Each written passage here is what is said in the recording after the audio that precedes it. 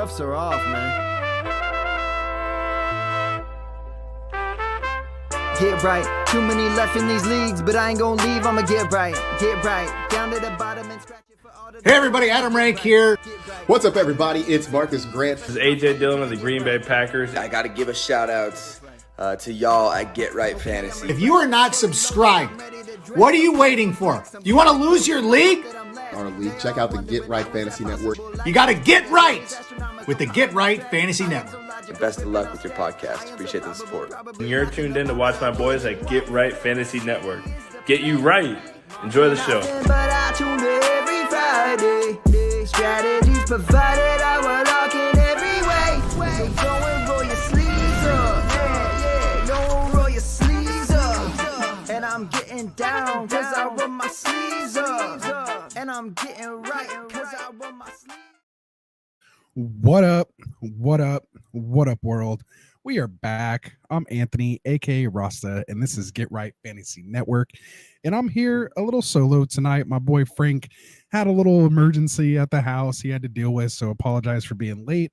But we are here for an episode that I love to do, roster management, buy, sell, trade, man. One of my favorite shows of the week. So we'll get into that. So I'm not here just by myself. I got you guys in the chat here as well. So definitely feel free to participate. There will be some extra talk time. So I'd love to get your guys' takes on some of these segments that we'll go through here. But we'll try to make it fairly quick. We will go through and do our Thursday night football start sit. Of course, we'll get into the injury news and updates as well. And since it's only me here tonight, we'll talk my top three buy and sell trade targets. And then I'll kind of just go through a list of a few guys like I usually do with Frank, asking him if he's looking to buy, sell, or hold. So I'll see if I can kind of do that as well, kind of get through some names there. And then, of course, usually when I'm here solo, I like to just go ahead and get to some live Q&A throughout the show. So I'll probably incorporate some of that, but I will get to whatever questions at the end of the show as well. But you can always send us a super chat, and I'll get to it right away. And, of course, we appreciate that as well for helping support the show. So hope you guys are doing good here. We are heading into week 8 and no teams on bye. So we'll see what we get going. For those that are new to the channel, maybe tuning in for the first time, catching us here at Get Right Fantasy Network, make sure you guys hit that like and subscribe button. We do have shows live pretty much every day of the week. So Mondays, Wednesdays, Fridays, and Sundays, you have the Get Right crew. We call it kind of the main show, but those guys are main too. But we have our waiver wire, buy, sell, trade like tonight. Friday, we do 2 shows, start sit, part 1 and part 2. And then we have our Sunday morning active live Q&A, getting your lineups right up until kickoff. On Tuesdays, we have our boy Tycoon at the Fantasy Boardroom doing his show. And then our boy Phil, you probably maybe caught a couple hours earlier today. On Wednesdays, he does his Dynasty Outlook, kind of trade talk, getting into live Q&A as well with a Dynasty focus. And then Thursday, he's doing his prop bets, DFS, and things like that. And then we're working on some other shows here, probably a live show here on Saturday as well too. So yeah, we're trying to bring you guys as much content as we can. So make sure you guys are leaving those like and subscribes. Hit those buttons for us here. It helps us out a lot. It doesn't cost you anything. And just come out, support, and enjoy the show. Participate. We love it. And be part of the community. So I see the chat starting to blow up here. So definitely get those questions going, and we'll get into it. We have D-Man is a wiener in here saying, what's good? How's it going? We got 2 of these nuts in here asking a question. So we'll definitely get to that there too. I got my boy Joe Ortiz in the house. What's up, Joe? How's it going, man? I appreciate you being in here. Got one of the mods in here. So there we go. And I see a couple new names in here. We got Cole Eager in here as well. And Parico here. I think that's how you say it. So we'll definitely get to your guys' questions. Make sure you guys keep them there. And again, anyone watching this later, if you want to just go straight to a certain segment, we will have the timestamps in there. So if you just want to skip to the buy, sell, trade, since we kind of just do a nice show here for you guys overall.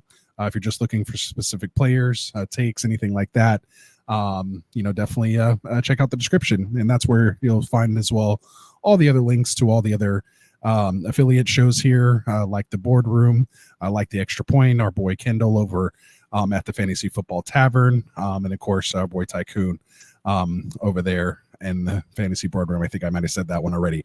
Sorry guys, I'm here by myself, but there we go. So trying to produce and do all this here. So hopefully we'll get through this here. Let's get that banner going. So without any further ado, man, let's get into the show. Like I said, keep those questions coming in the chat. I will get to them here shortly. If you do want to throw me a super chat, I'll get to it right away. Otherwise, I kind of want to get some of this stuff banged out here real quick, and then definitely get to that live Q&A stuff, because that's what we're here for the most. So let's start with some Thursday night football. So we have Vikings coming in favored by 3 at the Rams with the 48-point over-under. A little bit of injury news here. Some good news. We have Cooper Kupp. Looks like he's going to be back. Didn't quite go on IR, so he is ready to go here today. I think he probably could have played maybe last week if they didn't have a Thursday game, but they probably just decided to hold him out one more game. Rams are coming in 2-4. Vikings are 5-1. Had their first defeat in a heartbreaking fashion last week. So only Kansas City remains as the only undefeated team. We have a little bit of news on Puka Nacua. They did open up his practice window. He's been out since week 1, dealing with that PCL injury. It's a grade 2. So he's being basically listed as questionable at this point. So we'll just kind of have to see how things go tomorrow. I'm sure we'll get, some news as we get closer to kickoff, kind of looking like he'll be a game time decision. And then on the other side of the ball, we have TJ Hawkinson. His practice window was open. He's coming off that ACL injury as well. He was listed as questionable and will be a game time decision as well. So let's get to just our quick must starts. Of course, we're starting Justin Jefferson. We're starting Kyron Williams. Of course, if with Cooper Kupp playing, we're starting him. I think at this point, Sam Darnold's earned that opportunity to start here in 1 QB leagues at this point. So I think I'd find a way to get him into my lineup. At this point, I'm kind of starting him over kind of Pat Mahomes, but now with DeAndre Hopkins, it makes it a little more interesting. So we'll get into that here in a second as well. And of course, Aaron Jones. I think I mentioned Kyron Williams. So those are guys I'm for sure starting. The guys I'm looking to sit, Ty Chandler, Jordan Whittington, Tutu Atwell, Jalen Naylor. If Hawkinson is active, I'm pretty much going to sit him as well. And if he's not, I'm definitely sitting Johnny Munt. I just want to see kind of how the offense comes back and what kind of target share he's going to get in his first week. I don't know if I'd put my eggs completely in that basket yet. But the way tight end's going, if you have him and you want to just get him in your lineup, I don't mind you playing him at all. If he is active, of course. But the players that are kind of on that borderline that I would like to have discussed here with Frank, but I'll kind of just go through it myself and give you guys my takes, and give me your takes there too as well. I see Cole came in and said he's saying Vikings -7, so I don't know if he's a Vikings fan. So we'll see. Let me just double check and make sure the line didn't change on me or anything. No, I still have -3. So it must be a Vikings fan in there. But yeah, so Matt Stafford. I mean, if he's getting, Cooper Kupp back, I think that definitely pushes him up the, potential start ladder. I like him more as a QB2 or a super flex. If you can. I don't know if he's quite there in 1 QB yet. We do have kind of some better options, but you have, someone like Baker who might fall out of the top 12 here, missing his top 2 weapons. So, there may be spots for someone like Stafford to creep up. We do have, so for now, I probably kind of have him as a sit in 1 QB, but definitely a start in 2 QB and super flex. Jordan Addison, I kind of have on that, wide receiver 3 flex spot kind of fringe situation. I think here against this Rams defense, they're going to be, kind of mad coming off this last loss. So I do like Addison. Full disclosure, I do have probably out of my 18 teams, I probably have Addison on like 16 of them. So it could be a little bit of bias there, but it was nice to see him back up to 85% of the snaps against Detroit. Did only see 4 targets, 3 catches for 66 yards. But I think there's, more meat on the bone, so to speak here. And again, they will be playing against the Rams. So hopefully it's a nice, a nice battle again with Cooper Kupp being back there, and we can get some Jordan Addison work. So I like him more as a wide receiver 3 or flex if you can. I'm sitting him in 2 wide receiver leagues. Then you got someone like Demarcus Robinson. I think, of course, if Puka and Kupp are back, you're definitely sitting Robinson. If it's just Cooper Kupp, it does get interesting with Robinson, because I'm sure they're going to go ahead and, they're going to go ahead and obviously funnel Cooper Kupp. I wouldn't be surprised if he had maybe like 12 or 13 targets here in this game. But, we did see Tutu Atwell. We did see Whittington. Maybe they'll come in and kind of take some of that load off here in the first game. But I think Demarcus Robinson could be a sneaky play. Again, more like a flex, not even so much as a wide receiver 3, but I kind of like him as a flex spot in a 3 wide receiver league. So when you're playing that 4th potential wide receiver, I wouldn't mind maybe sticking him in here. If you don't have any other kind of better options, and a lot of wide receivers down right now. Robinson's an interesting play for me. Again, with Cooper Kupp back. I think it also limits Colby Parkinson a little bit there at the tight end position. But again, getting somebody like Kupp back, who's going to garner a lot of attention, could help open up some targets for some of these other guys and make them a little more valuable. And then, if Puka Nacua does play, because he's been out so long, I don't know if I'm in a total hurry to just throw him back out there right away. Maybe they have been super cautious with him and, are going to keep him, obviously kept him out almost 7 weeks at this point. So maybe he is just full on raring and ready to go. But I would assume there's going to be some sort of, easing back in. Obviously, we've seen so many hamstring injuries, Mike Evans, Nico Collins, and these guys were balling out, let alone obviously, I know he wasn't sitting on his couch for these last 7 weeks, but when you're dealing with a knee injury, you're not able to condition and do those type of things like you normally can. I'm sure he was doing like pull work, and things like that, resistance, low impact, type stuff to keep his cardio up. But I'm sure, there's going to be somewhat of a snap share, reducing his snaps, type thing. So, I'd like to keep him out of my lineup, kind of like Hawkinson. But I think, with Cooper only missing just a few games, I think, he'll play pretty much his full allotted snaps there. So that pretty much wraps up that game there. Let me know if you guys agree or disagree with any of that there, have any questions. Otherwise, we will continue to move on here with the show. So let's get into some news topics and injury updates. I'm sure you guys have all heard by now. DeAndre Hopkins traded to the Chiefs. So you guys saw it there on the thumbnail. We have, basically Chiefs getting DeAndre Hopkins. You have the Titans getting a 5th round pick that will elevate to a 4th rounder if Kansas City makes the Super Bowl. And if Hopkins plays 60% of the snaps, but then Tennessee will eat $2.5 million of his salary. So those are kind of the full details there. So pretty decent deal. Mahomes gets a weapon. I think this, definitely, I don't want to say definitely hurts Worthy, but, there's definitely a chance for him not being just a complete number 1 target over there now, but this could help him with, being able to have DeAndre Hopkins, Kelsey kind of working underneath and in the intermediate range, and be able to still use Worthy as that field stretcher to open these 2 guys up. So hopefully this will help the Mahomes owners let them have a 20-point game here. It's been a little while, it seems like, but it'll be interesting to see. One of the best that we've seen do it, and DeAndre Hopkins, with some people's current GOAT. He's not quite there yet, but definitely kind of on his way in Patrick Mahomes. Hopkins to the Chiefs. Let me know what you guys think about that.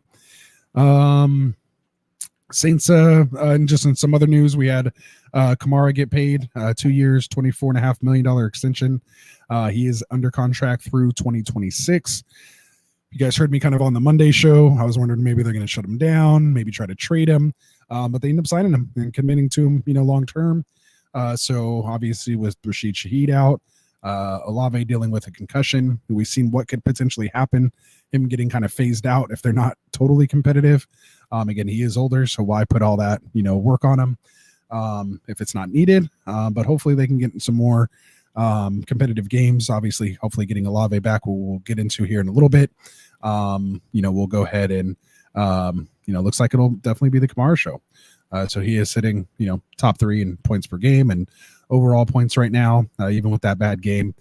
So Alvin Kamara will be a Saint through 2026. We had Andy Dalton. He was involved in a car accident. Dave Canales said that he ended up spraining his thumb in the car accident. No other serious injury, so that's always good to hear. Bryce Young will get the start here week 8. Andy Dalton, again, was a DNP today. So then they've already named Young as the starter. I don't know if that's quite them saying, okay, we're going to go back to Bryce, or if it has to do with the accident at this point. So it's kind of wait and see. But it is going to be a tough spot for him to come back in against this Broncos defense. So yeah, bad luck to bad week to kind of get your opportunity to show what you have and maybe what you've learned sitting. So we'll see what ends up happening there. Dennis Allen said that Spencer Rattler will continue to be the starter this Sunday. And I've even heard some talks that they might even stick with Spencer Rattler, even if Carr is healthy. I've kind of heard conflicting things. I heard, Carr's going to, if he's healthy, he has a chance to play this week. So just something to kind of monitor there. Again, I just hope they get Olave back so we can see, what could potentially happen there. Because I did like the interview. That Rattler said, he knows he needs to get Olave the ball again with no Shaheed. We'll get into a little later, spoiler alert, but Olave might be a buy low target for me right now. But we'll get into that here in a little bit. So we have Browns coach Kevin Stefanski saying Jameis Winston will be named the starter this Sunday against the Ravens. You had Dorian Thompson-Robinson dealing with a injury to one of his tendons on his middle fingers on his throwing hand. He was limited today, but they said the only reason he was technically active last week and Watson's backup and Winston relegated to the QB3 position was due to more game planning. It sounded like they had some, running packages with DTR that they wanted to kind of incorporate in the game. So it looks like Jameis will pretty much be the starter moving forward. So we'll see, what kind of ends up happening there. But I expect it to be Winston, and this is what we were waiting for. All those Amari Cooper owners, but Cooper went to Buffalo last week, so kind of 1 week too late there. But we'll see what happens. Maybe this is a little better for Jerry Jeudy. We did see Cedric Tillman, kind of one of the hot waiver wire ads this week, having those 12 targets. So we'll see what happens here with Winston at the helm. Then we had Jamison Williams suspended for 2 games. We kind of heard that on Monday, but it looks like he was informed of that positive test this week, and he's still weighing whether to accept the 2-game suspension or appeal it. The appeal window is limited. I believe he has like 5 days from what I saw and read. So we'll see if he kind of ends up appealing that or just accepting the 2 games and moving on. So, worst case, maybe they reduce it to 1. If it was a false I don't know. So we'll see what goes on there. But Jamison Williams, no wonder why he was doing so good, I guess. Cited for PESs, performance enhancing substance. They're not using drugs anymore. So I guess it sounds a little better. And some other good news, we had Keaton Mitchell, running back for the Ravens. They opened up his 21-day practice window. Remember, he tore his ACL, pretty brutal. Injury last December. He was playing so well, and we were all excited to kind of see what happened. Obviously, they make the big trade for Derrick Henry in the offseason. So Keaton Mitchell come back. He was maybe going to be the lightning to Derrick Henry's thunder. Justice Hill's been doing pretty good in that role so far. So we'll see, if he kind of regains his form. Again, it was a late tear. He is, at that, 10-month mark, basically. And we all know those ACLs are anywhere from like 9 to 12 for full recovery there. He's obviously not going to play this weekend, and otherwise they said there's no timetable, and they're just hoping he can be ready before the 21-day practice window expires, so they'll know more tomorrow when he goes full speed. Some not as great news. Bucs wide receiver Mike Evans dealing with that hamstring. They're saying he's basically going to be out until after the week 11 bye, so possibly return week 12. And then they correspondingly made the move to place Chris Godwin on season-ending IR, basically dealing with that ankle dislocation. He had surgery today. They said it was pretty successful, all things considered. So I guess there wasn't too much stuff going on over there. So, we'll see what happens. So looks like Scott said, and I apologize, keep your stuff coming in the chat, guys. I will definitely get to it. Not ignoring you there. I am solo, so I might miss a couple things, but definitely get it in there. And I will have a live Q&A segment at the end of the show. Of course, you can send a super chat and we'll get to it right away. But Scott says, what's up with the Lions receivers? Is that true about the Williams suspension? So yeah, we just covered that. We're waiting to find out if he will appeal or not. So looks like it is true. So there we go. Free JMO. He's stop making bad decisions, man. This guy's just making bad decisions from the gambling and now PSs, and just come on, man. Just play some football. You're on a good team. You have a chance to maybe even make the Super Bowl. Like, why are you going to mess that all up, man? Just come on. All right. So that's kind of the bigger topics. I'll kind of run through some of the smaller stuff here. Again, it is Wednesday, so take some of this stuff with a grain of salt. But there is actually finally some sort of good news coming back here. And then just some things, to kind of keep our eyes on and see how they progress through the week. So we'll start at the quarterback position. We have Jaden Daniels dealing with that rib injury. He was a DNP today. He was considered week to week. So it looks like Mariota will get the start this week, but just something to keep your eye on. Colts running back Jonathan Taylor dealing with that high ankle sprain. He finally returned back to practice, albeit in a limited fashion, but good to see him coming. They said there's a chance he will be able to suit up again this weekend, or not again, but back this weekend. We have the Panthers running back Jonathan Brooks. He's in his 21-day window, practice window, coming off that ACL injury in college, yet to make his NFL debut. He was limited again today. So we'll see what happens. Obviously, with the way Chuba Hubbard's been practicing, the way Chuba Hubbard's been playing, I don't think they're really in a hurry to rush him back. And now they're going back to Bryce. So who knows what that means exactly. I would have liked to have seen Dalton with him, but we'll see what ends up happening. So maybe Brooks holds off another week, maybe until Dalton gets back. Seahawks running back Ken Walker still dealing with the lingering illness from last week. He was obviously able to go last week, had a great game. Charbonnet didn't do anything with his touches. Walker killed it and then sick again, so they gave him the day off today. So he was DNP. You have the Chiefs running back Kareem Hunt. He popped up on the injury report. Didn't look like he got kind of injured over the weekend. Didn't really hear much of it, but came out today, says it's a hip, and he was limited. Maybe it's just more of a vet rest day. Again, he is older, just kind of came off the couch, so to speak, and has had like 20-plus carries in each of the games. So maybe they're just giving him a little bit of R&R. So we'll see what happens there. Patriots running back Ramondre Stevenson. He's dealing with that foot injury, also something personal, so he was DNP today. You have the Seahawks wide receiver DK Metcalf. A little bit of good news here. He was dealing with that MCL grade 1 sprain.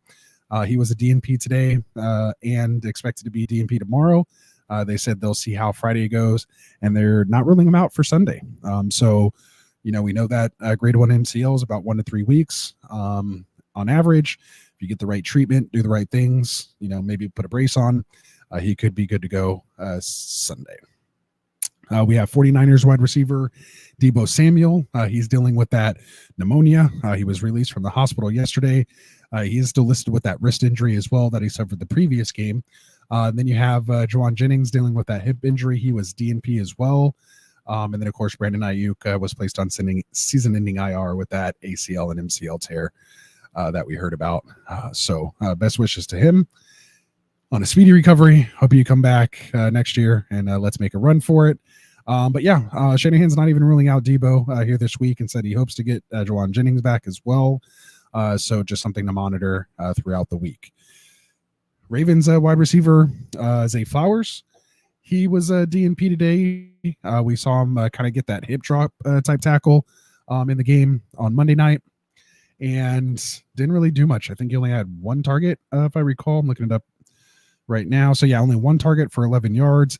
Still played 71% of the snaps, a little less than his normal. I mean, he's anywhere between 67 to 89% of the snaps. So to see him at 71, was a little less, but he only played 72% of the snaps the week before against Washington. Went 9 for 9 for 132.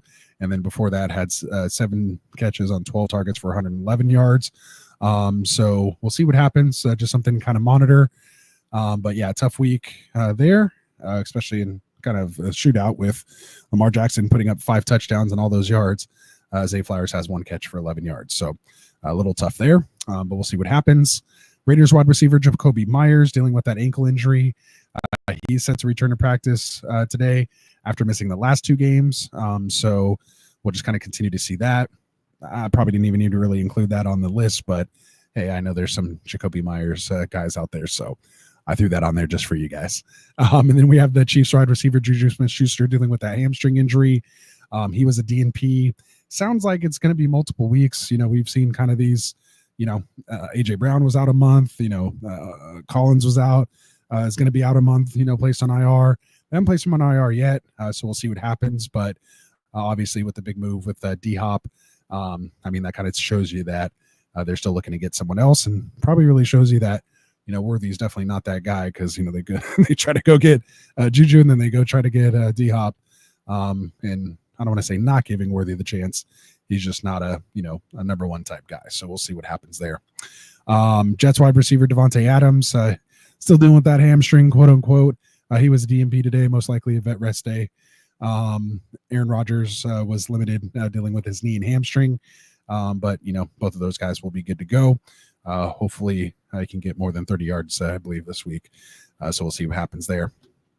Mentioned it earlier, but Saints wide receiver Chris Olave still dealing with that concussion. He was limited today, though, which was good to get him out there. He is still technically in the protocol, so we'll kind of monitor it throughout the week and see if he progresses through and gets cleared by the independent neurologist. Panthers wide receiver Adam Thielen, he was designated to return from IR. Totally forgot Adam Thielen was even on the team until I saw this news pop up. I was like, oh yeah, had been mentioning Xavier Legette over there. Obviously Deontay Johnson I was doing kind of well under since Dalton's been there. But I forgot Adam Thielen's there, so maybe that does come back and help out a little bit. Another weapon for Bryce. Then for tight end news, we have George Kittle, Niners tight end, dealing with the foot injury. He was a DMP today, seemed to kind of get banged up a little bit over the weekend.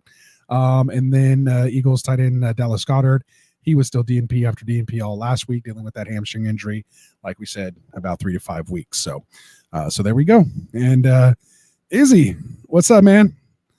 Says, continue the great work, man. RIP to his Cowboys. Sorry to hear that, brother. They still have a chance, man. It's not over. That division could be wide open. You definitely didn't suspect Washington to be anything, man. But there's still a chance. Eagles aren't playing great, and they're still 4-2. But the Cowboys were kind of like this last year, and then Dak and CD went on a heater. So maybe they got their stuff together here. I don't want it to happen this weekend, obviously, going up against my Niners. But they're sitting at 3-3, so they're not totally out of it right now. But you definitely want to see them playing better. So appreciate the super chat, man. Have a good one, and yeah. Any other questions? Let me know. But appreciate the good words, man. So yeah. What else do we got? I think that might be it. So that wraps up our news and notes. Again, if you guys want to drop a super chat there like Izzy did, appreciate it. Helps out the show. I will get to it right away. Otherwise, I do see you guys' stuff here in the chat, and I will get to them when I get to the live Q&A segment. And maybe I can, maybe I'll go up and pop into a couple of these things here, especially the folks that were here early. So 2 of these nuts. Hopefully you're still here, man. Let's get to a quick question for you. Let me change the banner here to our live Q&A. I think I have one of those banners here somewhere. There it is. All right. So live Q&A. Let me get to the comments. Sorry, producing by myself tonight, guys. But let's get to it. So 2 of these nuts. He says it's half PPR. He's got Chase, Flowers, Reed, Wilson, Johnson, I assume Deontay, D-Hop, J-Mo, and Jacobs, Mixon, Trubez as running backs. What wide receiver should he trade for?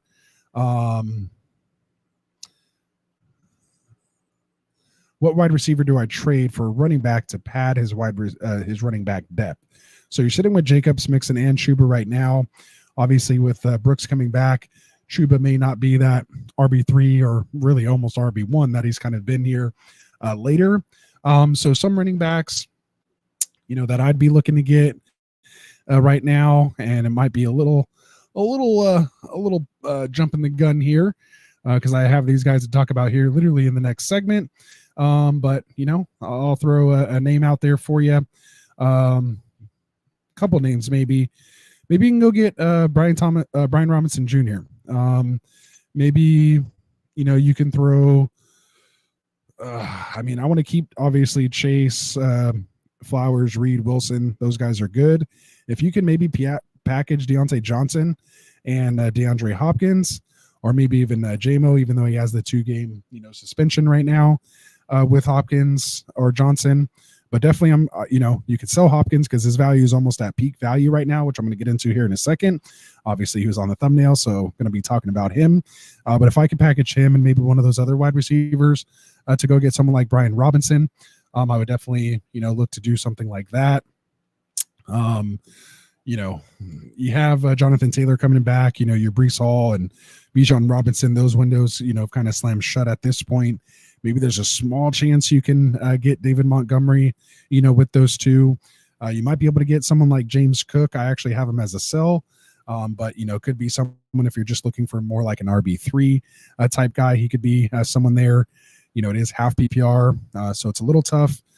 J.K. Dobbins might be nice. Maybe you can grab someone like Tony Pollard, who's been sneaky consistent there. I think the buy low window for Devon Achane is kind of come and gone as well. Maybe there's still a chance to get someone like Connor, but I want to make sure you got Benson as well, just in case, he can't make it through this season. You kind of have that backup there. I'm personally staying away from guys like Najee and Alexander Madison and Javonte Williams. But, if you can maybe get someone, like Chase Brown for Deontay Johnson or, DeAndre Hopkins straight up, I'd be looking to do something like that. Or maybe even a package for even Rico Dowdle. Shout out to Izzy's Cowboys there. Rico Dowdle is a little interesting with his usage picking up here. They're coming out of the bye week. And their schedule opens up and is pretty nice here to finish off the fantasy season. So he might be someone I actually traded for him today with one of the guys here in the chat. So he'd be someone, I might be looking to get as part of a package as well. So, those are some of the names, and I'm definitely not trading Chase, Flowers, Reed, or Wilson. If you go up to like Reed or Wilson, then you definitely want to shoot higher. Obviously, I would say someone like Josh Jacobs, but you already have him. But, someone, I don't know if you get like Kyron or Jonathan Taylor, you're kind of going to be at that like David Montgomery, type range there, I think. Maybe a little less than that. Again, Tony Pollard seems like a good target for you there. It still might be a little much for Wilson. But yeah, so hopefully that helps you. Two of these nuts, let me know. And we'll go from there. And he says he's in first place, 6-1, 3 wide receiver, 2 running back, no flex. So yeah, I don't think any of that changes what I said there. So that's even better. D-Man is a winner. He says, can I get some advice on start sits this week? He said, oh, never mind. I heard what you just said. This is normally the trade show. We do have the start sit show on Friday. It's actually 2 different shows, and we run for almost like 5 hours total between the 2 shows back to back. So, we definitely will have all the injury news and stuff like that. But if you have a start sit question now, especially if it involves somebody, with a Thursday game, definitely drop it to me now. I will ask any type of question. It just may take me a little longer, and I may not have the full information depending on who's involved with, injuries and stuff like that. But again, it's ask me anything, man. Go ahead and drop what you want. We have Perico. Hopefully I'm saying that a little right there. I know I probably butchered it. But he says, drop McPherson for Dicker or Lutz. And Giants or Falcons defense this week. Ooh, hit me with a kicker and a defense. So out of my 18 leagues, I only played 2 of them that have a kicker and a defense. My 2 longest standing leagues, Frank will not get rid of those positions. I told him just add another flex. Be a lot funner. But no, we want to keep going with this kicker and defense thing. with that said, Dicker made what, like a 59 yarder this week. I don't mind.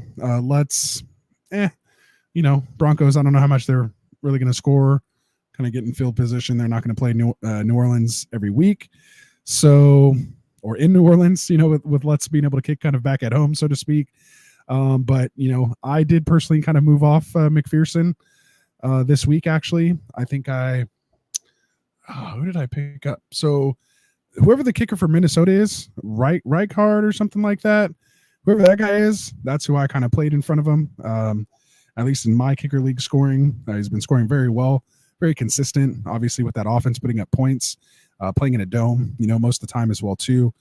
So he's definitely someone I'm looking to replace McPherson with, but I'd keep definitely an eye on him to see how they go. But yeah, after those 2 bad weeks with McPherson, because I had him in both of those leagues, I did have to actually move on last week, and I was happy I did. Somebody else would be Seibert once Jaden Daniels comes back, the kicker for Washington.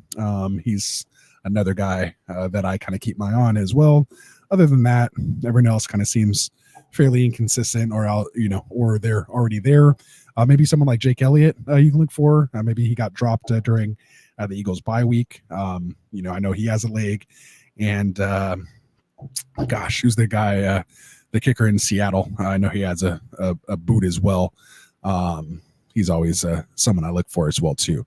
A lot of the kicker, I at least was able to talk Frank into changing to yardage for the field goals, and one of them he forgot to actually take off the previous field goal scoring, 3 points for 0 to 30 yards, 4 points for 30 to 40, 5 points for 50 plus, and added the yardage on top of that. So we have some kickers scoring almost 30 points in a week. So the position's actually pretty important. So we're hoping to fix that next year or leave it. I don't know. It's kind of fun. So it's nice when a kicker on Monday night just comes back and wins you a league after scoring 30 points from a kicker. It's kind of crazy. Makes it a little interesting. So I'll take a couple more here. Cole said, keep McPherson and the Falcons D. Oh, that's right. He asked a defensive question this week.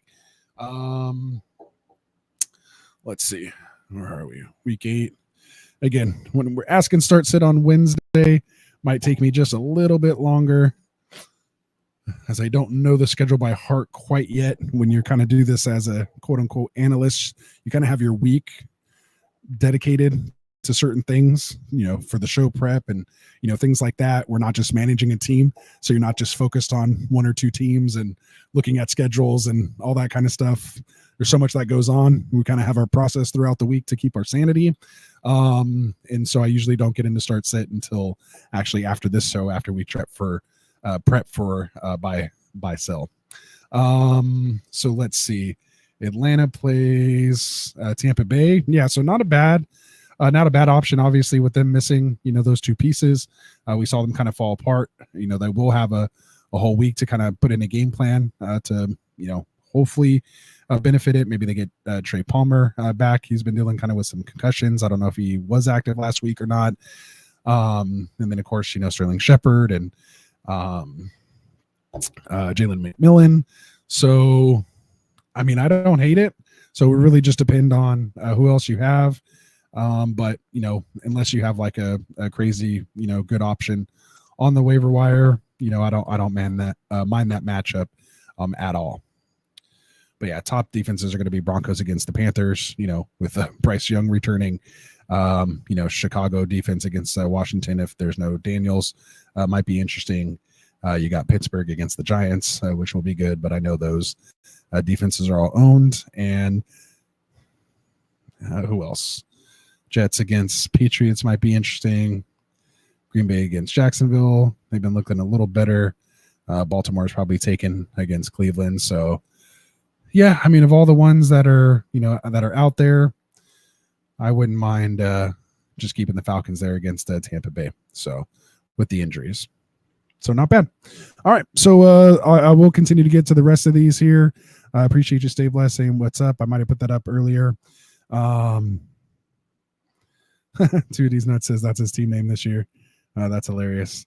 And then D-Man is a winner. He did actually put his trade question in here. So he says he has London, Reek, BTJ, let's go. I just traded for BTJ today. Henry, Hunt, Tua, and Kraft. He says, should I start Hunter Henry, Baker Mayfield, or James Conner?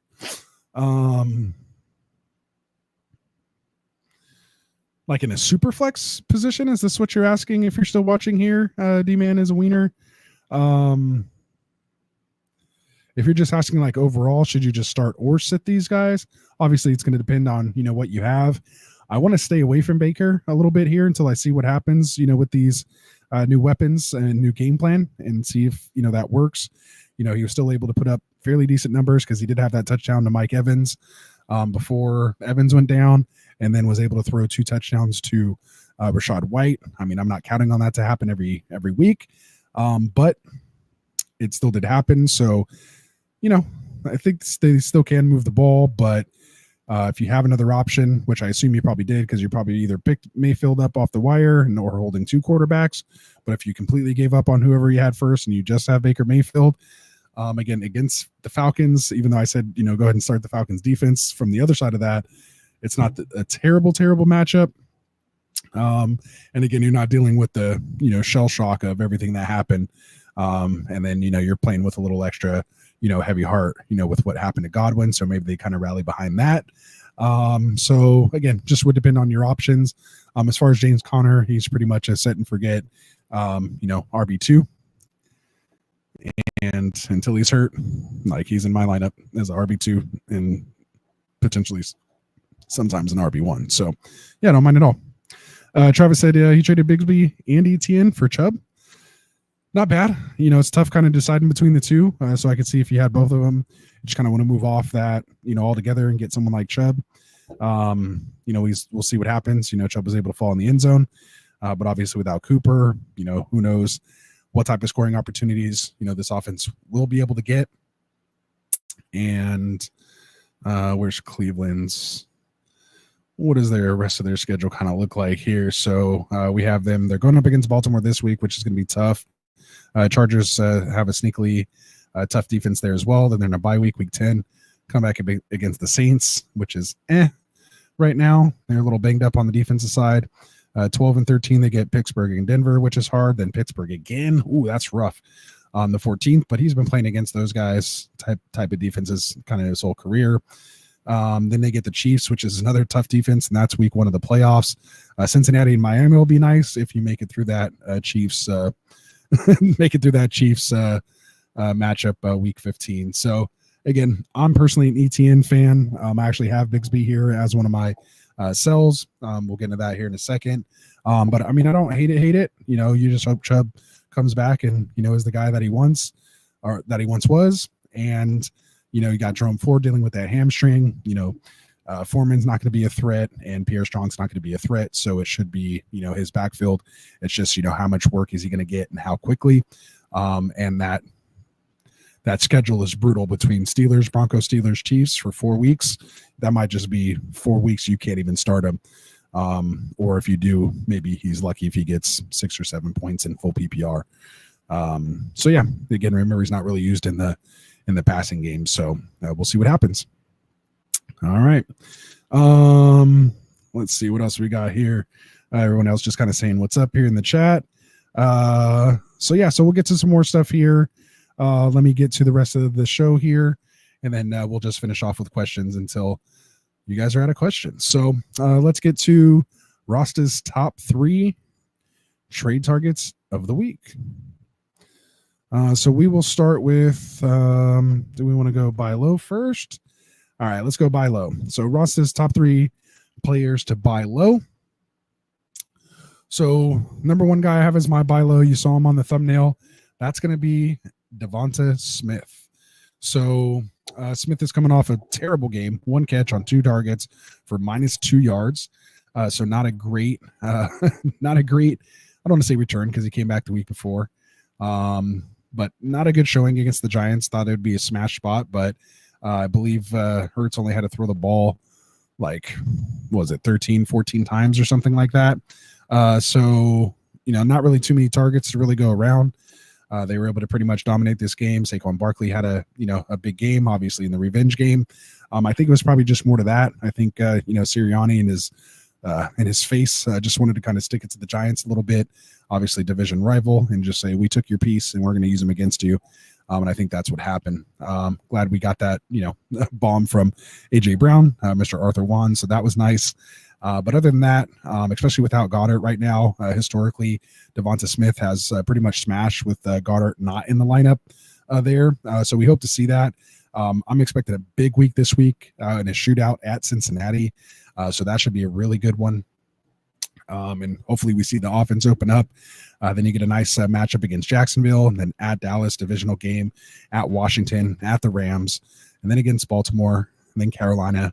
Playoffs are a little tough with Pittsburgh that week 1, but then it gets Washington and Dallas again to finish it off. And obviously, that could be nice. Good opportunities there, especially against Dallas. If he's, AJ Brown is, I'm sure, going to have the Diggs coverage shadow on him. So that could mean, some great opportunities for Devonta Smith coming up. I think with this game he just came off of, sometimes that recency bias is there. But besides this game, he's really basically scored no less than 15 full PPR points. And that's even with, I think AJ Brown was gone for, a couple of those games. And then he was gone a game, himself with that concussion. But when this guy's typically on the field, he's putting up fantasy points. So if I can go buy low on him right now, I would. And go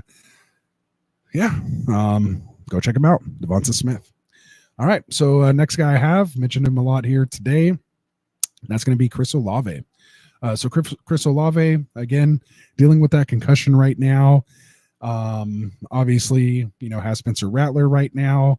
They do have the Chargers coming up, but then week 9 they get Carolina, Atlanta, Cleveland, a bye week 12. Then they get the Rams, the Giants, Washington, Green Bay, and Las Vegas in the championship. So I really like the schedule. Not to mention, no more Rashid Shaheed. They did sign MVS, but we all know he can't catch a cold. So Chris Olave, someone I'm looking to go ahead and target and buy low on. I'm not, spinning the world. I'm not trading BTJ or someone like that for him. But if I can put a little package together for him, maybe a Juwan Jennings, and something else, Chuba Hubbard, with maybe Brooks coming back and Bryce Young coming back. If I could turn Chuba into Chris Olave, I would at this point, something along those lines is what I'd be looking to do. So Chris Olave, whether it's even Rattler or Carr coming back, I think, he should see 10, 12 targets a game. It would be a detriment if he doesn't. And again, they're saying there's a chance that Spencer might continue to start even if Carr is healthy. And we heard him say, he knows his job is to get Olave the ball. So I love hearing stuff like that. So, someone I'm looking to target. Another guy is going to be an injured guy. Again, I don't know how some people have different feelings about trading for injured players. But Mike Evans, man, if I can trade for him, he's going to be out, until week 12. But when he comes back, he has a great schedule. Obviously, no Chris Godwin there, kind of similar situation with Olave not having Rashid Shaheed there anymore, the number 2 target. So it's pretty much going to be the Mike Evans show. We all know he wants to hit that 1,000 yards in a season as well, too, to keep that consecutive streak going. So I think he can get fed targets. And of course, I'm sure, especially depending on how these next couple of weeks go, if Baker can't trust any of these other guys, again, he's going to see 12 to 15 targets. He'll get like Malik Neighbors type target share, down the stretch when you really need him. Weeks 12, 13, 14, 15, and 16. So he is at Giants week 12 when he comes back, at Panthers, at Raiders, 3 of the easiest matchups, then at Chargers, a little tough. Then he gets at Dallas, might have the shadow there, and then week 17 championship game against the Panthers again. So if I can go buy low on Mike Evans right now, someone, they might already be a contender, so maybe they're able to hold him.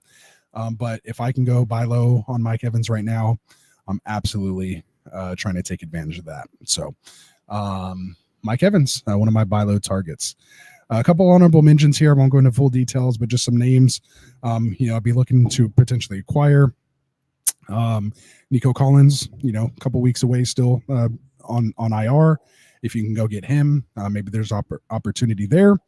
Marvin Harrison Jr., a couple disappointing games here. Kyler Murray hasn't looked great.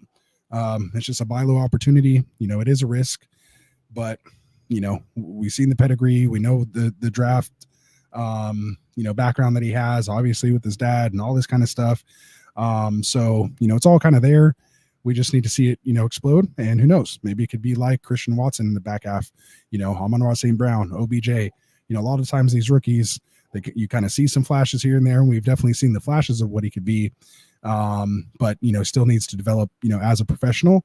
And if he can get it all together and have a strong back half of the season, I'm going to continue to have him here as a buy low until that window closes. And so you guys have heard us, say it here for weeks. Go get Tyreek Hill, go get Jalen Waddle, because Tua, could come back or may come back. And when he comes back, as soon as we hear he's coming back, that window is going to slam shut. So you got to take some risk sometimes. So sometimes you just kind of got to go out on a limb. It may backfire, but nothing's guaranteed. But if I can, have that type of upside, I'm looking forward to it. So they get, the Dolphins this week 8. Speaking of the Dolphins, a couple tough matchups against the Bears and Jets. Then they get a bye week. And this is Arizona. Then they get Seattle, which is a nice matchup. Minnesota is going to be nice. Seattle again. And then playoff schedule is home against the Patriots, at the Carolina Panthers, and in a dome back at LA against the Rams. So I really like that playoff schedule, because you get New England at home in a dome. You go to Carolina, which worst case it's usually just raining there, usually not snow or too windy, but you never know. And then, again, back at a controlled climate in LA for your championship game. So I like that schedule, and hopefully by then he's firing all cylinders and, could turn out to be a, second round or back in first round pick for a redraft next year. So Marvin Harrison Jr., a couple other, I know I said I wasn't going to go into too much detail, but MHJ, I don't know if I'm just so invested in him and I want to see it happen. But I had to go off on that little tangent. A couple other names. I promise not to go into full details. Brian Robinson Jr., go take a look at the numbers. Rashad White, he could be buy or sell depending on what you're looking for. And then someone like Zay Flowers coming off, that tough game, dealing with a little ankle injury. Maybe you have an opportunity to buy low there. So yeah. So those are my top trade targets. If you have any questions about those, let me know in the chat. Otherwise, we will go ahead and get into my buy low targets. Or I'm sorry, sell high. There we go. We already did buy low. All right. So Rasta is a top 3 players to sell high. So if I'm looking to sell somebody right now, again, I'll start with the guy on the thumbnail, DeAndre Hopkins. Talked about it. His hype has happened so much now. He's dealing with that knee injury coming in. Hasn't played a full lot of snaps, but when he's been out there, he's been commanding targets. So you can use all this in your trade negotiation. Obviously going to be going to Patrick Mahomes and attached to him. You can reference, the difference between, Cooper going, over to Buffalo now with Josh Allen. And you just have an opportunity, because if he comes out and puts up a dud and Patrick Mahomes still isn't putting up, fantasy numbers, and, they still continue to just run the ball, when they get, towards the red zone, or if the looks, by having Hopkins there, he's able to throw it deep to Worthy. Hopkins may not have the value there, or he may be a little washed because he is older. Maybe he's lost a step. I don't know. These are all unknowns, but I just know there's hype built around it right now after this trade. So if you can capitalize on that, then I would absolutely look to do so. He's probably been a piece sitting on your bench. Maybe a lot of guys were able to pick him up after free agency. It sucks when a trade like this happens after waivers have run, because unless you were there right when the news broke, you weren't able to go just pick him up off waivers. So yeah, if he's there, I'm putting him on the trade block. I'm seeing what kind of offers you can put together. Obviously, you have to package him with somebody, but maybe you can put Hopkins out there and maybe trade him straight up for someone like Zay Flowers, or Hopkins and someone else for, Marvin Harrison Jr. Or again, Devontae Smith, go after some of these guys that I mentioned as buys, with Hopkins and another piece. So that's what I'd be looking to accomplish there. And I kind of package these guys kind of together, Bucky Irving and Tank Bigsby, right? So these are these backup running backs that have come in, due to opportunity and produce pretty well. But we don't know exactly what their usage is going to be once the number one kind of returns. We saw, Bucky still kind of have that rushing role, but especially in PPR, more so PPR than standard, or even half. But we still see Rashad Wright's going to see 5 to 7 type targets, especially with no Godwin now. Again, I'm not saying that Bucky Irving is a better, or not a better rusher than Rashad White, because we all know Rashad's numbers on the ground aren't great, but where Rashad White wins you weeks and wins you games and puts up points is in the passing game. And in full PPR, that's what we're looking for. These guys can be just, RB2s, especially in hero RB type builds. So, if you've had some injuries and you need to plug a guy in, again, given the situation, the opportunity, I wouldn't mind that. And I think, it looks like, it's going to be somewhat of a 3-headed monster there. So I'd rather prefer the guy who's getting the passing work, over the guy getting the rushing work. But there's a lot of hype and a lot of, saying, oh, he's going to take over the backfield and potentially be the workhorse. But there's really no true workhorses really out there. Saquon, a couple others, those are those high echelon type guys. But for the most part, every other backfield is going to be somewhat of a split. So if you can turn Bucky into, one of those upper echelon guys, put Hopkins and Bucky together, maybe 2 guys you had on your bench to turn that into a starter like Collins and Devontae Smith, or, again, even Brian Robinson Jr., I would, put together a package for something like that. So yeah, Bucky and Tank Bigsby. So I'm going to use my thing where I kind of get 2 for 1 there, just to be able to mention a couple extra names. And the other person I'm going to go with here is going to be James Cook. So I have him as a sell high. James Cook, it was crazy not seeing him have a target. I don't know what exactly that, had to do with per se. But he's been sitting pretty nice, overall, sitting as the PPR, the RB14. Again, with all the injuries right there, you're not just giving Cook away. But I'd be definitely looking to kind of shop him. It's interesting to see what they're doing in that backfield with the split. He's never really had a ton of snaps anyway. The most he's had is 61% of the snaps, and that was week 1. But other than that, it's been basically right around 50%. He kind of hit about 59% against Houston. But other than that, it's basically at 50%. He's only had 2 games with close to 20 carries. And, he still scored on the ground, which was interesting. His role's kind of changing, like who knows what's going on. But all 3 running backs there in Buffalo scored.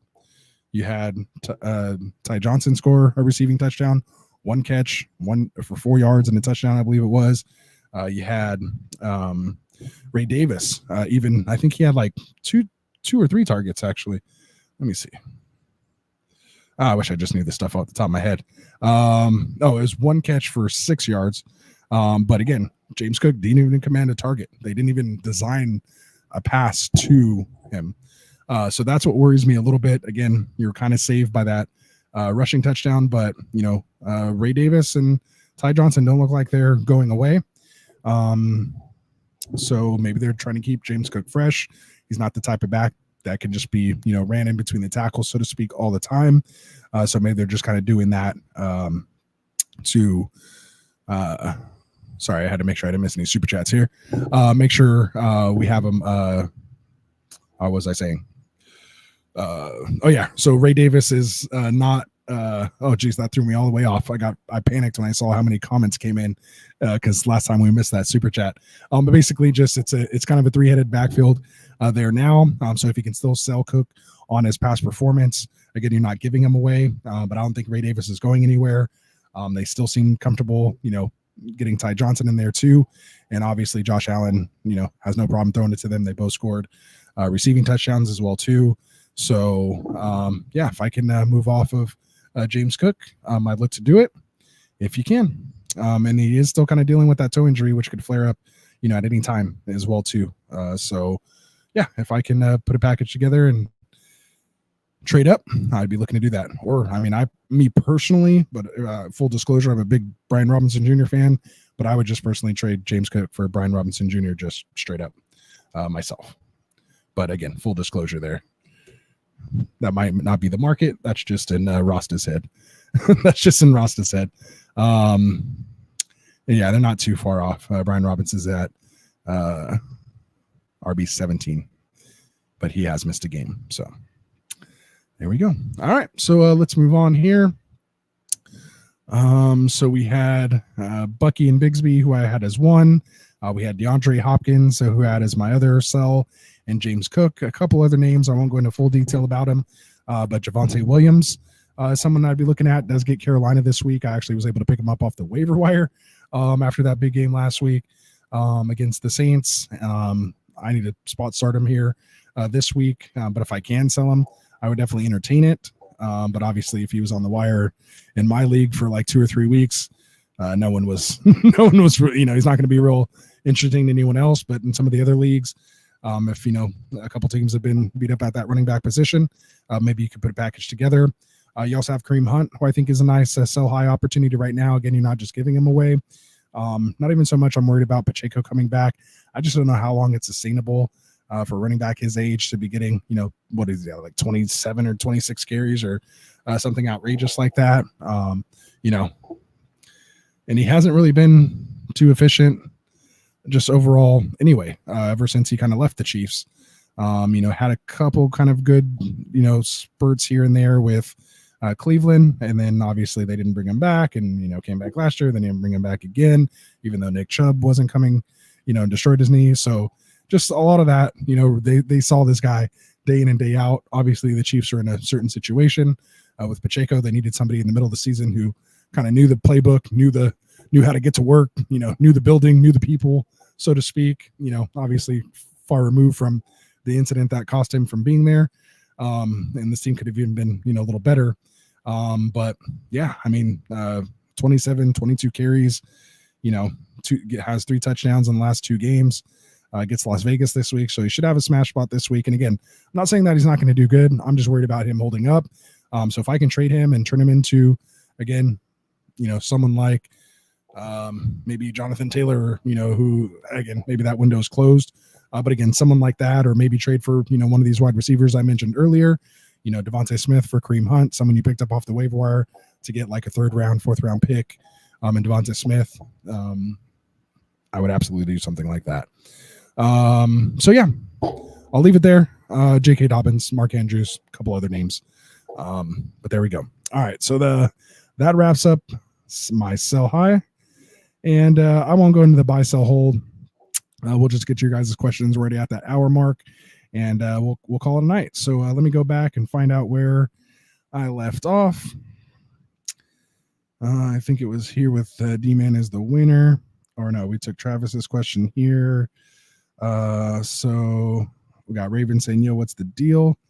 I don't know what that was. He and I made a deal today. So shout out to the Got Left Out Listener League. I'm in last place over there. He's in first, 7-0. So good job, Ravens. We pulled off a trade. What was the trade? I think I got Dowdle, Watson, and somebody else for Darnell Mooney and Christian Kirk. So yeah, I think it was something like that. But yeah, so appreciate the negotiation on that. That was fun. My team's terrible over there. Maybe this helps me make a run for 6th place and make some noise in the playoffs. We'll see. Let's see. He said, I can't wait to put Puka back in my lineup. It's the last Infinity Stone to his 6-1 team. So yeah, Puka coming back here potentially. Try to trade him maybe if you can. Let's see. So we got Perry in the house. What's up, Perry, man? Good to see you.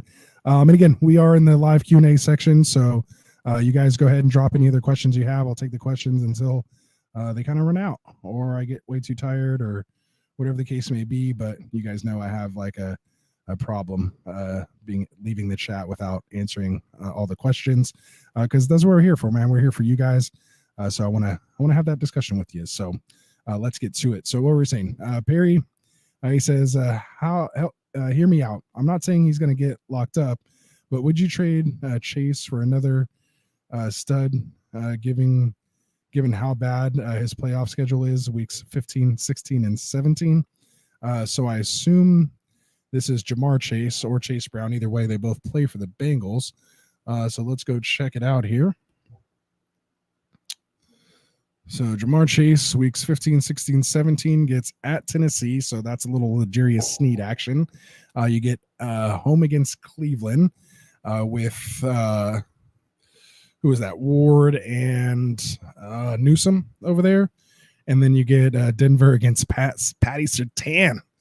Oh, yeah, that is tough, man. That is really, really tough.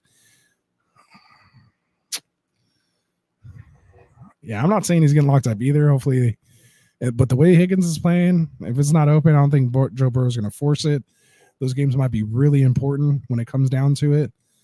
But, I mean, this guy's a stud for a reason. Like, these guys are usually matchup proof, usually, you know, DB on a similar type level in their field versus a guy who's, you know, kind of top 2 or 3 at his position. I think those guys worry about him more than he worries about them, if that makes sense. So I think Chase isn't as worried. And I don't think Burrow lacks the confidence to challenge a L'Jarius Sneed or a Pat Surtain. And then even right before that in week 14, he gets Dallas with Diggs. And then before that, he just gets the overall defense in Pittsburgh, which it's almost TJ Watt, who can just wreck that entire team and just get to Burrow before he can even get the ball down the field to Chase. So, yeah, it's tough, man. But, you know, when I look back, man, you see Baltimore 41 points, you know, 30-point game against Washington. You know, I got off to a slow start, you know, 5 catches and still able to turn that into, you know, double-digit points. I mean, every time this guy steps on the field, besides against Kansas City at week 2 when they were still trying to figure everything out, like he's put up double-digit points. So I'm not shying away from it. And again, this was Cleveland that he just played 5 for 6 for 55 and a touchdown, and he gets them week 16. So, yeah, I can't say Sneed and Surtain totally scare me. And you would just hope, what's his name, can design him open, maybe put him in the slot, do some creative stuff, get him in motion to be able to beat that coverage. You know, he's an alpha. So, yeah, but that's interesting. And I have a lot of Chase and Burrow. So I'll be riding it out. I'm not looking to trade him. So there we go. Let's see.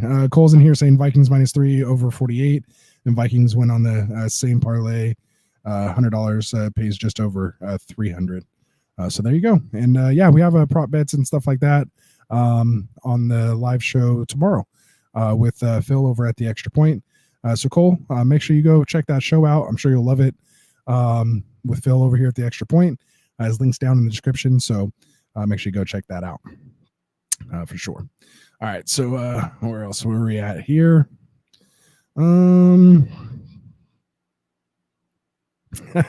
Raven said Mahomes could never realistically be the GOAT in his opinion. And he said, and he's and I'm being unbiased on that take. So who's your GOAT, Ravens? Who's your GOAT? Is it Brady? Mine's Montana. Well, mine's Jerry Rice. Like, he is the GOAT. Like, it's literally his name, like, on Twitter. So to me, Jerry Rice will, like, when I hear the GOAT, like, that's the first name that pops in my head. Just any sport, just in general, you'd be like, oh, who's the GOAT? I'm like, Jerry Rice. But again, full disclosure, big time Niners fan. So let me know who you got as your GOAT. It might be in here already. All right. We already talked about Scott, about the Lions receivers and the Williamson suspension. Dylan, what's up, Dylan? Good to see you, man. I think don't you owe me some dues in the league here, man? Let me know. Let me know if you got that going on. But he says, man, I got to make an ugly trade. He says, I'm receiving Reed, Olave, and Bucky, but I need to give up one of Bijan, Ken Walker, or Kyron. He's thinking Bijan. It's a nice package for one of those 3 guys. I don't know if I can get rid of Bijan. Definitely not Ken Walker. And I don't think I can get rid of Bijan, man. I haven't been the greatest Kyron fan, so I don't really know, but I'm pretty sure he's been doing pretty well. I know he's fantasy points per game. He is number 6. Ken Walker's number 2. Bijan's technically number 11. So you have 3 first round guys. Man, if I'm giving up Bijan or Kyron or Ken Walker, I don't know. Like, yeah, you're getting the quantity in Reed, Olave, and Bucky, but I don't know if you're getting the quality. Like, for me, yeah, like you said, it is pretty ugly, man, because I I like if I'm giving up a top 12 running back like that, especially with all the injuries, man, I want like a top 12 receiver at least in return, or someone who has potential to get there. Like, yeah, Reed, has had a couple games, but he's up and down in that four-headed wide receiver room over there. As much as I said I like Olave, going to get him, there still is some drawback on that. Like, I'd much rather just kind of flex or have Bijan there to make up for that. Or I just need a way better running back than Bucky. Like, give me David Montgomery and like T. Higgins for Bijan. Like, it'd have to be something kind of along those lines. Doing this waiver wire guy, Chris Olave and Jalen Reed, I don't know if that's enough, man, for me to get off one of those running backs. I'm sure someone who has a better situation like that and a better running back and wide receiver you can get a 2-for-1. There has to be someone there that'd be willing to take one of those guys if they knew they were on the market, man. So I'd continue to shop that and see what you can do. But sometimes the only trade you can get is the one that you can get. So if you're really hurting, which I know there's been a lot of wide receiver injuries right now, if you need to get a package like that, it's not terrible. But there's not even like one solid, consistent guy that you're just like, all right, like Reed is the closest thing. But, even Olave, I just like more as a wide receiver 2 or 3. Bucky's borderline not startable in PPR leagues. So, yeah, it has me a little worried, Dylan. So let me know if there's any other options, man. You know how to hit me up directly, and we could chat about it. All right, so got recent here. And again, if you guys are watching here, if you haven't already, hit that like and subscribe button, man. It only takes a second. Helps us out a lot. We're trying to hit 2,000 subscribers. We're just over 1.3 right now. I think we're at like 13, 18 or something like that. So hopefully there's at least 2 of you out there to get us over that 13, 20 mark. So yeah, I appreciate all the support, you guys. Let's keep it rolling. So we have recent here saying McMillan, Mooney, Lockett, or Shakir for the flex. It's a hard choice. What do you think? So I think it's default Mooney. Now, if DK ends up not playing, Lockett's interesting. Shakir is a fine flex most of the time, but you have some depth. McMillan, I'm sitting. I want to see what happens here after a week of game planning. And, with Baker, I just want to see it all come together first. You have plenty of better options there. So, again, if DK's playing, I would have it ranked Mooney, Shakir, Lockett, and then McMillan.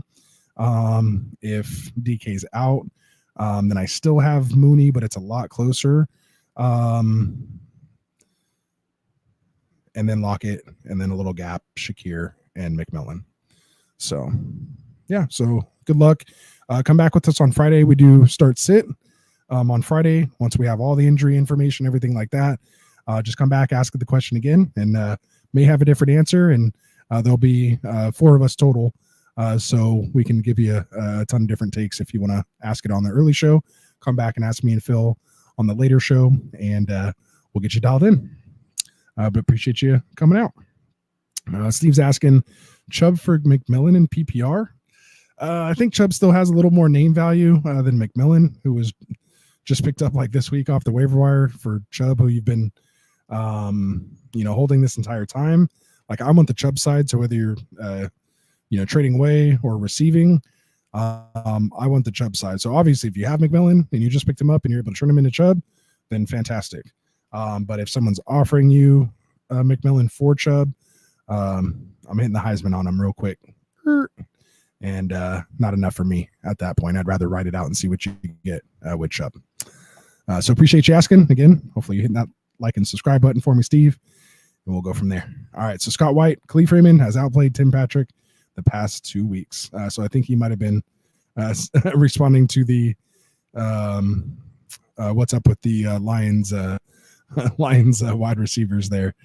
And yeah, that has been kind of interesting. So good to see Tim Patrick, man. He had a tough go there. So good to see him a little bit relevant here again.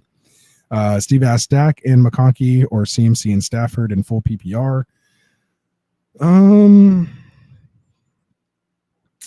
Man, as a Niners fan, it's hard to say because, of course, I mean, any other time it's an easy CMC. I just don't know if he's going to come back and be that guy. Obviously, with Ayuk out, it makes it a little interesting. Maybe they use him more as like a scat back and, especially in full PPR. could be worth the risk. And again, Dak could just get on a heater like he did about this time last year. Again, I hope it's after this Niners game. It was after the Niners game last time, so maybe he does it again after playing the Niners. We would kind of light a fire in him. I could see that. I know our boy Tycoon likes McConkey if he's in the chat. Also a fellow Niner fan, so I'd love to get his thought on that. Gun to my head, my initial thought was just go with the safe play and go Dak and McConkey. If you want to take a risk on CMC, because again, he could be a potential league winner for you, or he could just come back and just be like a random RB2 that you may already have on your team. I do like Dak over Stafford, but with Stafford getting Puka and Cup back here fairly soon for the long run, rest of season, if you want to go that route, I don't hate it. So remember, Dak only has really CD to throw to. And, Jalen Tolbert's kind of emerging a little bit. Ferguson, pretty much the number 2 guy there. But, that's so tough, man. That's a really, really tough one, Steve. If you're risky, I say go CMC and Stafford. If you want a little more kind of safer play, kind of know what you're going to get, so to speak, with a little bit, potential upside there with McConkey, as it looks like they're starting to throw the ball more there in LA. I can see that Dak and McConkey side just being a little safer. I think the classic Mike, answer would be Dak and McConkey. And if I was here with him, if he said that, I'd probably say, yeah, give me the risk with CMC and Stafford. If you're not first, you're last. So again, just depends on your style of play. What else you have is depth, and you just have to understand the floor with CMC is, he's still out or he comes back and gets hurt right away. Again, anyone can get hurt on any play at practice or a game. But just the percentage chances of re-injury might be a little more heightened given his tendonitis or Achilles tendonitis or whatever it's called that he's dealing with. Scott White says, wondering if I should trade Juju now with Hopkins going to Kansas City. With him being hurt with a hamstring and being out a couple weeks, I mean, if you can absolutely trade him, I would. Obviously, it'd have to probably be part of a package. But really, he could just be kind of the number 2 over there, and maybe Hopkins kind of opens things up, for both of them. I don't think Juju's going to be a guy we, picked him up off waivers to be, unfortunately. So hopefully people didn't completely unload their fab budgets on Juju, because we didn't even get him for a game. Like, the worst thing happened, he played and got hurt and got you a 0. So, I mean, if you can, just kind of include him in a trade, so to speak, so he's just not there in your lineup. I don't mind throwing him in as an extra piece, but I don't know who would pay really anything for Juju. Like, honestly, if Juju is on a waiver wire right now, I'm not even touching him. So I don't know what you'd get. But again, your league better than me. But definitely do it if you can. Yeah, see, and then right below it, Raven said he's about to drop Juju. And if he dropped him, I'm not even picking him up. So, so there we go. Let's see. Ooh, good question here. We got Travis Brennan in here asking, Brian Thomas or MHJ rest of season? I kind of have to answer this almost like the other question. Like, if you want some risk, you can go with MHJ of what that potential could be. But based on what we've seen so far, given the situation, given the quarterback play and, his involvement in the offense and the opportunity, I mean, Brian Thomas Jr. seems like just a nice, safe weekly play at this point. Seems to just be getting better and better every week, making big plays, making short catches. I mean, seems like he's running a full route tree for the most part. I like what I've seen so far. And honestly, right now, I would probably, if we were drafting, with what we knew now with rookie drafts, I still think I'm taking MHJ first. I still think I'm taking Neighbors probably second. But I think Brian Thomas Jr. will go ahead of Rome Odunze if we had a snapshot into kind of where they'd be at week 8 right now. And I wouldn't even blame people of putting Brian Thomas ahead of MHJ. Might go Neighbors, MHJ, or Neighbors, Brian Thomas, MHJ, and then Odunze, at this point, if we were redrafting those top 4. So I'd like to know. Let me know what you guys think. If we were redrafting today, those 4 rookies, like a rookie dynasty league, how do you rank those 4 rookies against one another? I'd like to hear. Ooh, this one I wish I had someone on the show because I'd like to have that conversation. Great question, Travis. All right. Nahal China says he has to sit to Debo, T, BTJ, Cup in half PPR. So I'm sitting Debo easily coming off that, illness, pneumonia like, and being hospitalized. I don't think they should even play him, even if he's quote unquote okay to go. Like, I think they should just give him a week. Again, full disclosure as a Niners fan, but I know we need wins now. Have to sit to Debo, so that's the easy one. I mean, I can't I want to say sit Cup just because we don't know how he's going to be when he comes back this game. I feel totally confident with T. Higgins and Brian Thomas Jr. Let me just double check the schedule here this week. So week 8. Find out who they're playing again here really quick.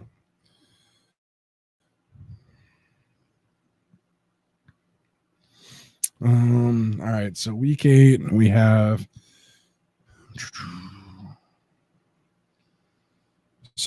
Bengals against the Eagles. That secondary has been getting torched for the most part. So yeah, Higgins, I'm firing him up all day. And Brian Thomas, Jacksonville against Green Bay. Same thing, should be a shootout on both sides. Both offenses can score. Should be some good points. Let me go over here, check out the over-under on these two games as well too. So we have Packers Jags with a opened at 51 points, now sitting at 49, one of the higher ones this week. Green Bay is favored by 4, so that means Jags expected to be, playing from behind. So should be positive game script for BTJ. So I got to get him in there. And then we have, what was it? The Bengals, and they are at Eagles with a 48-point over-under.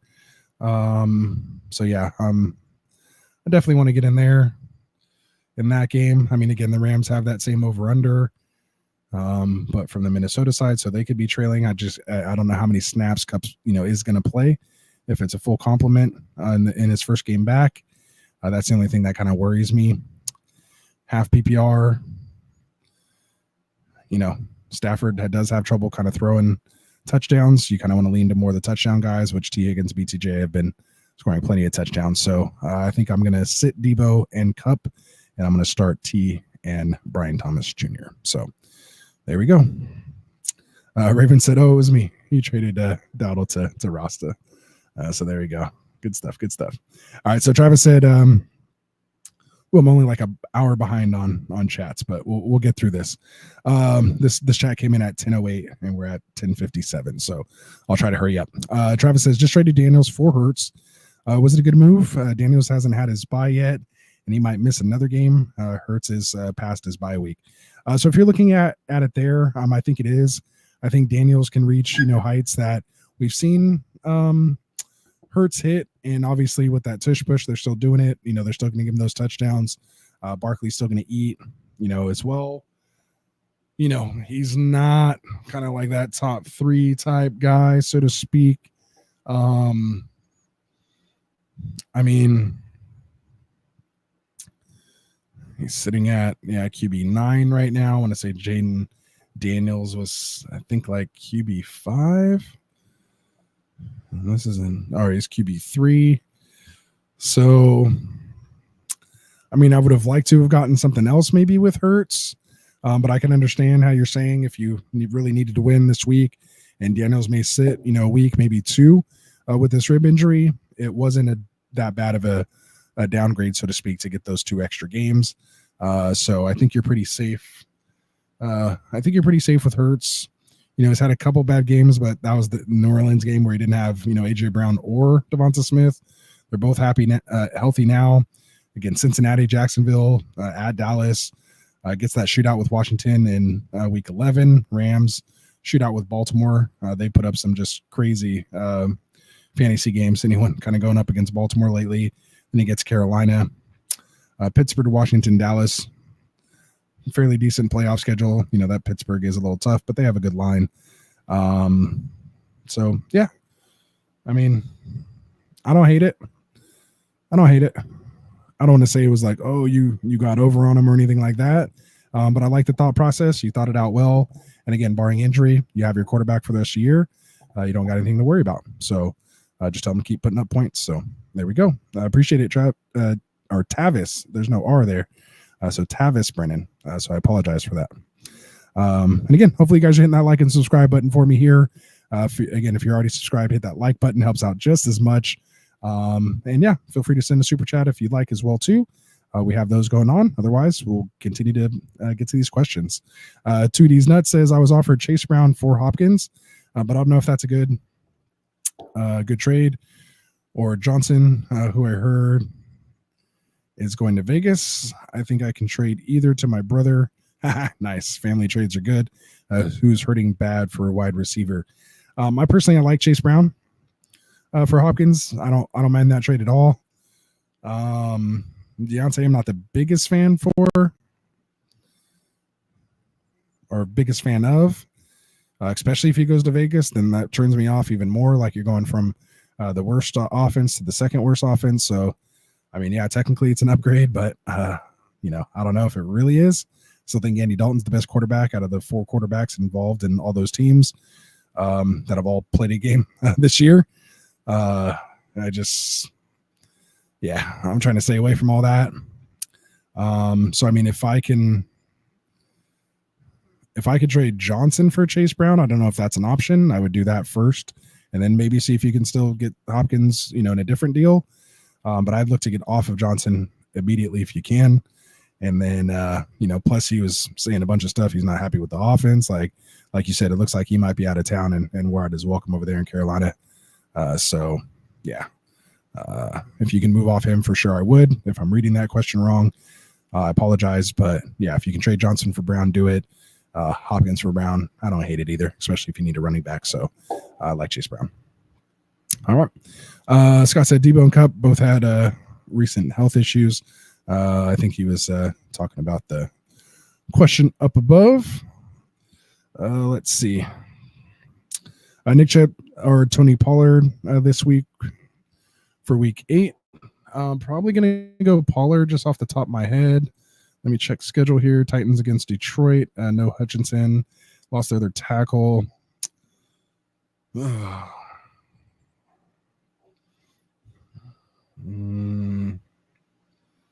Cleveland against the Ravens and that defense. Yeah, I'll take my chances with the banged up Lions defense right now. And give me Tony Pollard.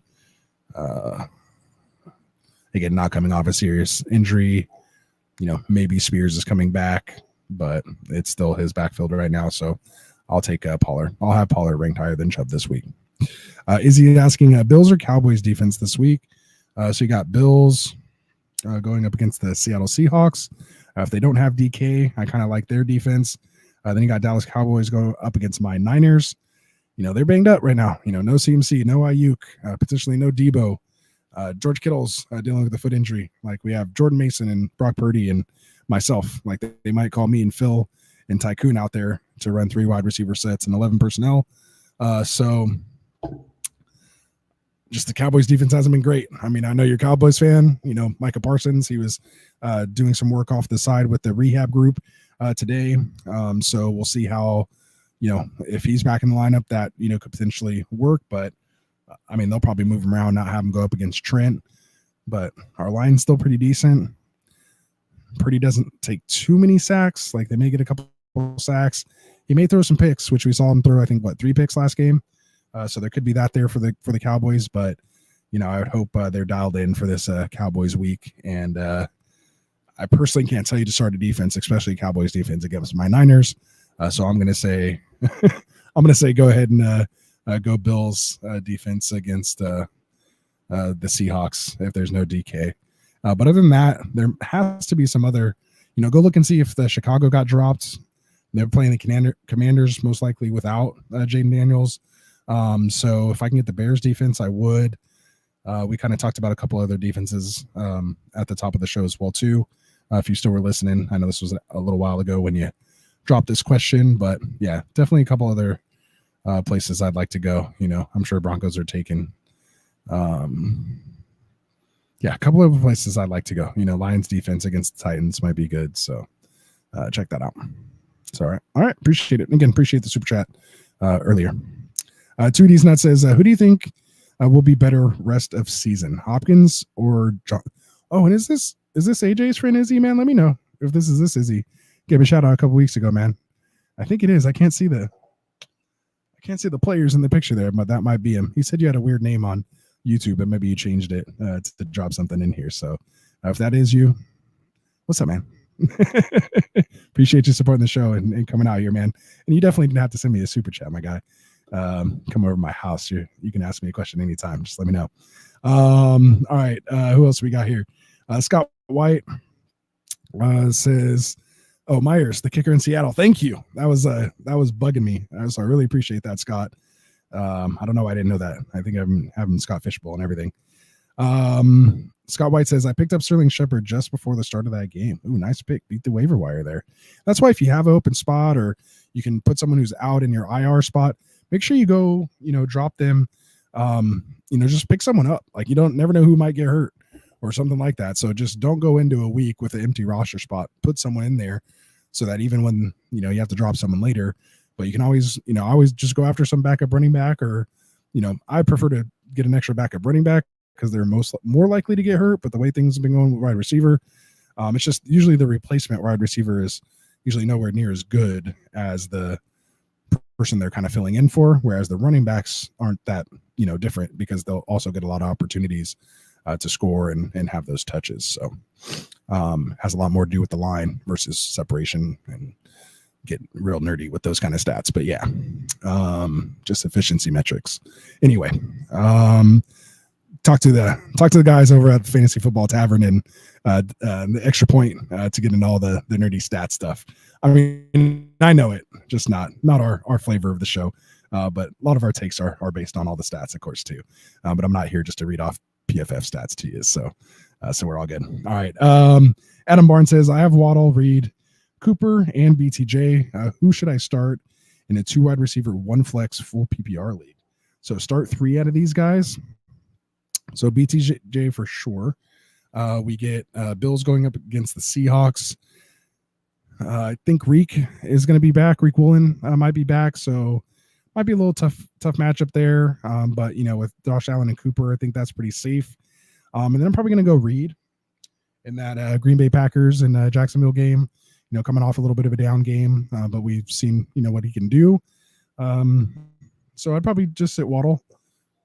Tua might be back, but, maybe just see it for a week, see what happens. BTJ and Reed are for sure 2, and then maybe just choose between Waddle and Cooper.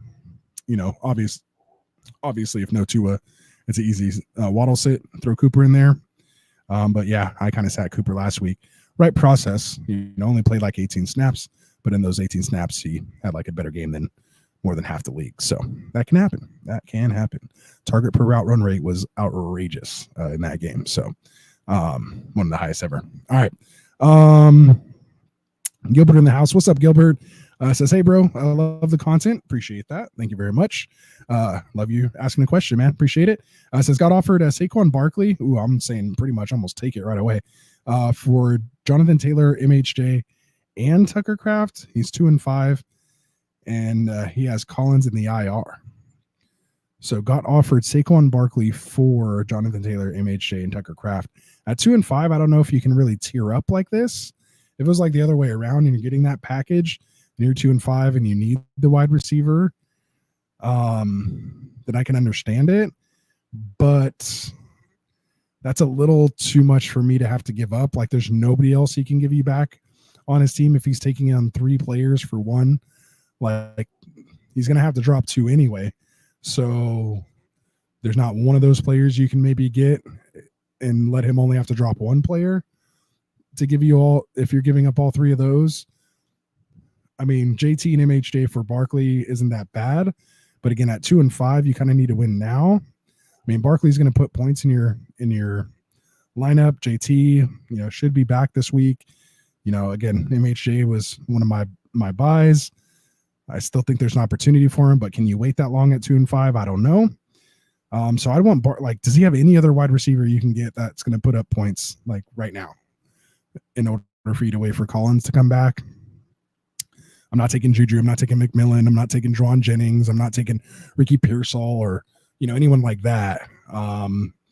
like at least someone like, I don't even want to, but like Michael Pittman, like don't even actually, no, I didn't say that, but like it has to be somebody, like somebody on his team that he can give you that may put up some points at the wide receiver position. So let me know there. I just think that's a little too much at 2 and 5 to acquire Barkley, because but like I could easily see how Barkley can almost outscore both of them, in a week. But if JT gets back to what he was, he shouldn't be too far off of Saquon. So there we go. All right. We have, hope that helps. And if you're still watching, hopefully you can answer some of that, and I'll get to it a little later, getting a little more caught up. So just food for thought. Demario Douglas is the play this week. He has around 40.5% target share when sharing the field with Drake May. Demario Douglas, I picked up in several places last week. I actually started him over Amari Cooper in a couple places. It actually cost me a win. But that was because they didn't disclose that he was dealing with an injury heading into the game.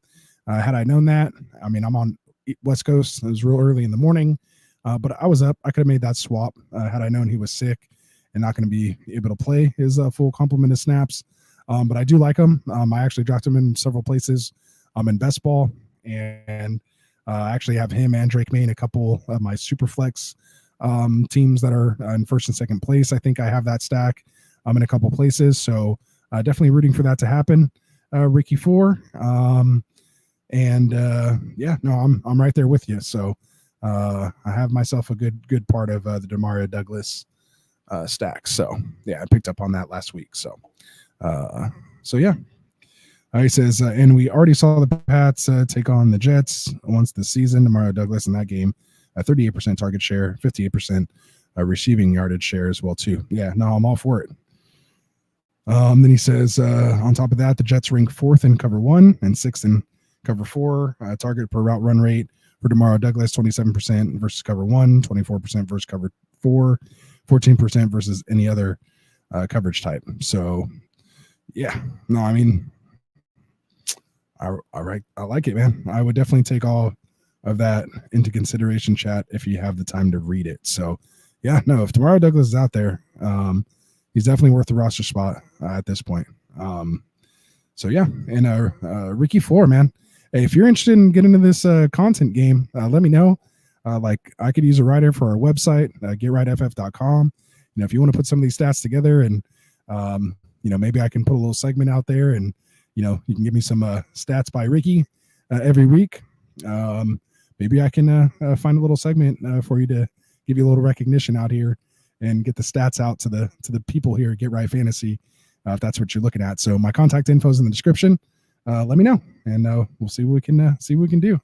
That's how I brought all these other guys here on the channel, man. So let's get together.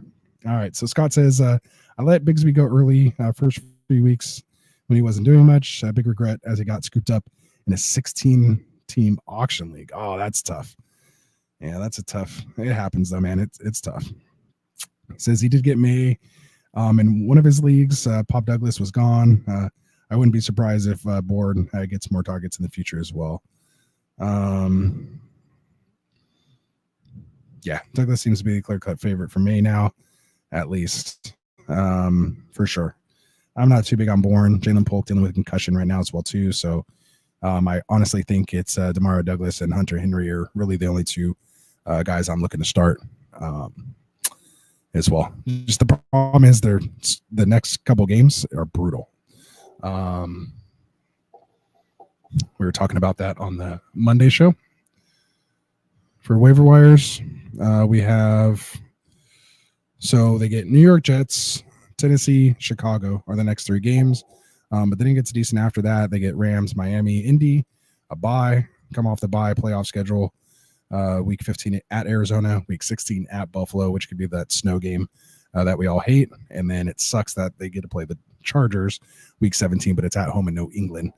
So I just worry about that week 15 and 16, especially after coming back from the desert a week before that to potentially play in desert, playing in the desert in a dome in Arizona to go back to New England for 2 weeks and play in the snow. A little tough. It's messed up. Schedule makers should have put that Charger game in in LA. That'd have been much better. All right. What else we got here? You guys were talking to each other. Oh, what's up? Ricardo Gutierrez. How's it going? Sounds like a new name. So hopefully you're still here watching with us. Hit that like and subscribe button for me, man. It says Olave or Addison. I don't know if it's I assume trade since it's a trade show. So if it's 1-for-1 straight up, you have the guy that's one of my top buy lows right now versus a guy I own in 16 out of like 18 leagues.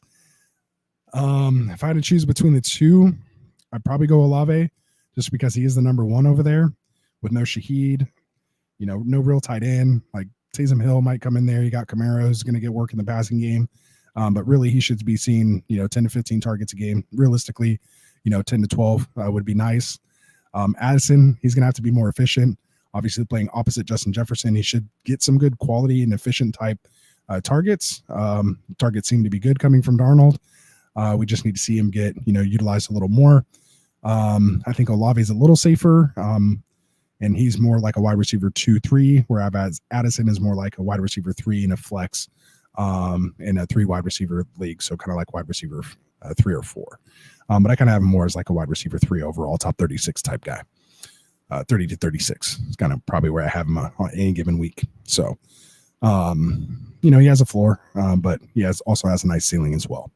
And should anything happen, not wishing it, to Justin Jefferson, we've seen he can come in and play that number one role and did really well when Jefferson was out for 6 weeks last year. So that's what made me high on him coming into this year and why I have him in that many leagues. Because if you can show out like that when the defense is there to stop you, and not to mention he just completely destroyed my Niners. So that kind of stuff just lives with you and you go get that guy next year.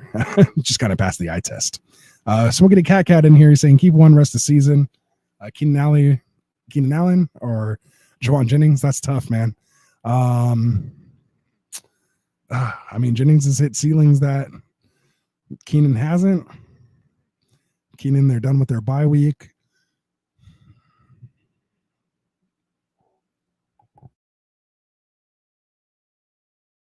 I think you have to go Allen on that one.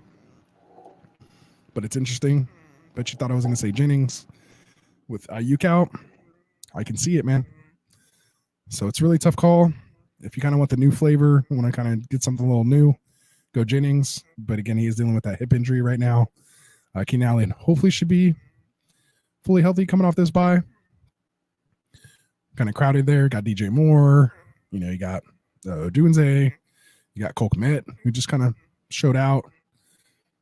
DeAndre Swift kind of doing his thing over there. Maybe I'm gonna lean more Jennings. Let me go Jennings. Pressertan was dealing with the concussion, and but I think we're talking about like playoff schedule, so I assume him to be fully healthy to go by week 17. I think is when Jamar Chase plays Surtain. I think that's what he was responding to. So there we go. Two of these nuts says I heard Garrett Wilson and Deontay Johnson are going to be traded before the deadline to teams like the Niners, the Chargers, the Bucks. As a Niners fan, I would welcome Garrett Wilson. I don't know if I don't want Deontay Johnson. Like maybe he'll be all right. I don't know. I just hadn't been feeling him since he was in Carolina. Maybe with the Niners and Purdy and Shanahan. We all know he gets open at one of the best, and Purdy's a nice anticipation thrower, so maybe that could work. But I would love a talent like Garrett Wilson, but I don't think they're going to bring someone like Garrett Wilson when they already just paid Ayuk, paid Debo. There's just no reason to bring him over for a 1-year rental when we're not like one piece away. So I don't really see that happening. Deontay possibly. Not sure his contract and stuff, but I don't know if he'd want to go there either, knowing they paid those receivers. So it might just be to kind of show out, and it's not like, oh, we're on the path to a Super Bowl again, like we were last year because of all the injuries. So I don't know. I don't know if the Niners make sense. I can see the Chargers or even the Bucks potentially making sense for maybe Deontay, but Bucks are kind of in the same situation. Evans just got, re-upped this last year. Godwin, I believe, is a free agent, so maybe it makes a little more sense there if they were to get Garrett or Deontay, with Godwin being a free agent. So yeah, we'll see. We will see. Oh yeah, there we go. Raven said Sertan had a concussion, but he practiced full today, so he should be back this week. Yeah, that's what I see here too. Anish, how's it going? Do I start McMillan or Lockett this week? I think I'm Lockett, especially if DK's gone. I'm going to sit McMillan a week. It's nice to just hold him, stash him. But Lockett, it's been pretty startable every week that he's out there. And especially with no DK, he should have more opportunities there. So I think I lean Lockett either way there. We have Bullseye saying, who should I start, Sam Darnold or Kyler Murray? I think you got to go Darnold at this point, man. Better floor at this point. We've seen, we know what Kyler Murray is capable of, but, he's going to have up and down games. Kind of got to be willing to, have the bad with the good. But Sam Darnold's been producing fantasy points. Kevin O'Connell, they're going to throw the ball, one of the top offenses. And he's been doing it well. So, until I see otherwise, I'm going to have Darnold probably top 10 almost every week until something tells me not to. So, yeah, you're not wrong going with Darnold. Kyler's actually been sitting on our home league, 6 point per passing touchdown league. He's been sitting on the wire for 2 weeks. No one's touched him. So he's not a top 12 guy, at least right now. Sadly, I have him in several other places. Just hoping him and MHJ and McBride get their stuff together, start winning me some games. So we'll see. Scott says the Pats O-line is terrible. He likes Brissett, but at least May can move around a bit. Yeah, that's for sure. Extend some plays. Abraham Pena, what's up, Abraham? He says, should I buy low on Olave? He was one of my buy low targets, man. You might have asked this. Maybe you missed that segment. Maybe I was already doing Q&As by the time you jumped on. But if you do run back to Ross's top 3 buy low candidates, Olave was one of them. So I do like buying low on him. Just kind of rewind back and you'll have my whole take on that once we're done here. Raven says, I agree, Jerry Rice is the GOAT, but for QBs, it's Thomas Edward Patrick Brady Jr. All right, I'll give it to you there. Dylan says, he said LMAO. Yes, I still owe the buy-in. I had to move back to Maine from New York, and it's gotten expensive. No, I get it, man. I understand. I just, it wasn't until I seen your name, I was like, oh, you haven't been active for a while. I remember you told me you were moving and stuff. You've still been checking in, seeing your lineups and stuff. So, like I said, I'm not totally sweating it. It's not even that much, but when you get a chance, just, throw it in there. We'll be good. Smokey the Cat says, any sport then for sure, the GOAT is Pele or Maradona. Yeah, you can kind of go that route. I know Pele's kind of been, if you want to go global, the biggest sport in the world. That's your GOAT. But yeah, as a Niners fan, man, it's Jerry Rice for me. Okay, they're talking to each other there. Oh, dang it. Smoking a cat. Okay, any sport, the GOAT is Maradona or Pele. Oh, appreciate it, man. See, this is why I freaked out if I missed the super chat, man. So I apologize for that. Appreciate the super chat, my guy. If I would have seen it earlier, I'm running solo tonight, so I don't have 17 eyes. But again, I really appreciate it, man. And I got you in the future, man. So I appreciate you taking care of us here, man, and supporting the channel. Always coming out, giving those eyes here too is even just as good as your cold hard cash. So we definitely appreciate both, but definitely appreciate you always coming out here for us, my guy. All right. So where do we leave off here?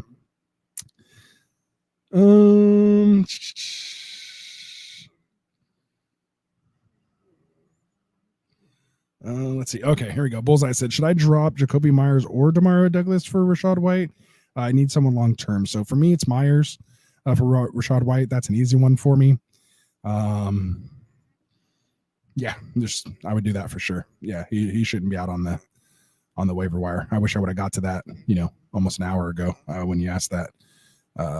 Go do it before anybody else grabs him. Coming off a 30-point game in full PPR. So yeah, I like White over Myers for sure. I don't want anything to do with the Raiders or Carolina offense at this point, fantasy wise.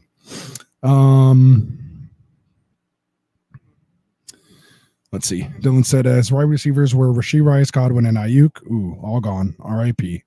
Now his top two wide receivers are Deontay and Demario Douglas. Yeah, sometimes it's just not your year, my guy. Sometimes that just happens. Out of league, we're at Puka, Rashee Rice, Christian Watson, Nico Collins. Like at one point, all of them, you're either out or miss time altogether. So there we go. Smokey said I had to super chat that so it's loud and clear. So there we go. We'll give it some more love there as well. Watching some stuff, looking for the next chat here. I said watching some stuff because I was reading Scott's. He said watching the film Joe Montana. I almost said Joe Montana because if I had to go to quarterbacks, obviously as a Niner fan, that's where I would have went to. So Scott, I'm right there with you, my guy. But like I said, when someone says the GOAT, it's still the same team, but it just immediately is Jerry Rice. And if again you tell me quarterback, I'm gonna go Montana. I can't give Brady the love, but I mean he is, but you know what I'm trying to say. Let's see. So Tua saying he heard Johnson and Wilson being traded. Is that true? I haven't quite seen anything on it yet, but you know we'll see. We'll see what happens. As soon as we know, we'll let you guys know if we start to hear anything, especially come Friday. We'll see if there's any more rumblings, but I haven't heard anything serious about it yet. So we'll keep up to date. What happened to modding me, Rasta? I guess you made a trade with me. I guess I'll give you a mod. I'll try to figure that out. Let me try to figure that out. See if I can do that while I'm still talking here. I'll get through these. We're already past the go time, so might as well just keep her excuse me, keep her rolling. All right. At least let me get a drink here. It's been almost 2 hours. Dry throat. Bullseye said, really appreciate answering our questions. Yeah, man, this is what I love to do. I mean, this is honestly why I started the channel. I mean, I was in Sleeper. I was one of those degenerates in Sleeper, in the Sleeper threads, you know, answering people's questions and then giving me cookies. I don't know if you guys have been on Sleeper long enough to remember the cookies. And then I think they turned to beer mugs and that kind of stuff before they really, you know, launched as a platform. But yeah, man, I used to just do that all the time. I just had my 2 cents that I wanted to, you know, talk to people about. You can't talk to your friends that you're playing in leagues with. So I was like, you know, I'll just go here on Sleeper and do this kind of stuff. And then, yeah, one day we just said, hey, let's just start a channel and see if we can get some of those people that I'm talking to on Sleeper to come out and hang out here on YouTube with me for a while and make it a little easier on myself than sitting here thumbing everything out on my phone every day. So it's been awesome. 4 years, 1.3 subscribers later. So yeah, I really appreciate you, man, because without you guys asking the questions, I wouldn't be here to answer them, man. So there we go. Ricky says, at Bullseye for real, man. And he goes in depth too. He says, I had to drop a sub. Let's go, Ricky. Appreciate that, my guy. That's what we do it for, man. That's what we do it for. And yeah, I don't like to just give you quick answers. As you can tell, I'm just too degenerate. I try to go quick, but I just start rambling, especially with nobody else here with me to rein me in. I might spend 5 or 10 minutes on your question, as you guys have seen. Even a simple comment like this, I'm spending 30 seconds on. But again, for a new subscriber, I appreciate it, and hope to see you on more streams in the future. Make sure you go drop a sub to our affiliate channels as well, man.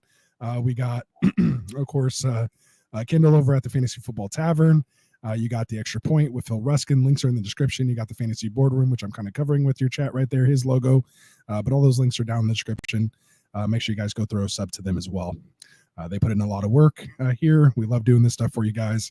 And you think we do a lot here on the chat. We do even more just in our private chat. So it gets even crazier. All right. So where were we? Kind of lost my spot here. All right. Any news on CMC? Week 10. Eyeing a week 10 potential return after the bye. So let's hang in there, see how things go. You just hope to see when they come back after the week 9 bye, after this week 8 matchup against the Cowboys. We hope to see him starting to practice again, get in some limited and be full by Friday. And maybe we see him on Sunday to make his season debut. So I'm hoping, man. And again, I'm not wearing my hat today because my hair is still somewhat decent. But I am a big time Niners fan. And I can't wait to have him back, but I want him to be healthy. Let's see. What else we got here? Unity Music says start one of each. Caleb or Darnold. I'd go Darnold. Dell or Marvin. I'm still taking Marvin, man. Still taking Marvin, unfortunately. So we'll see. I have to still give it a little while longer. I expect a big second half for Marvin. That's how the rookies usually do. Again, Watson, Amon-Ra. This is how people break out. OBJ. Jamar Chase. Remember, he couldn't even catch a football because of the stripes and all that. And then he kind of did it from the start. He's a unicorn. We won't use that as an example, but Amon-Ra, Watson, these guys are able to do it.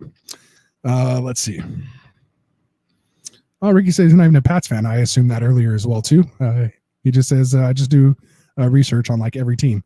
Like I said, man, if Ricky, you want to write some stuff up, man, and put all that knowledge, like I said, that's how I started my channel. Hit me up. Maybe you're interested in the channel. If you don't like doing on-screen stuff like this and just want to write and get into the stats and stuff like that, I have a website. We could use a writer. I don't have a writer. I don't like to write. I just come in here and talk. So hit me up, like I said, and we'll see if we can get you some content published for you.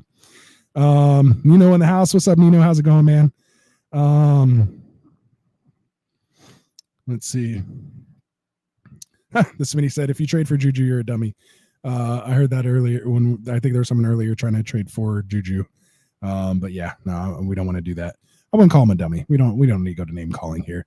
I would just say it's not a very intuitive, smart idea at this point. So yeah, it says I'm here talking about my worries with Cubs health and trade rumors, and finally got an offer. If he feels like pulling the trigger, maybe. So he's sending Cup and Brian Robinson for Brees and Wan'Dale Robinson. Ooh, does he have anyone a little better than Wan'Dale? Like, I don't hate it.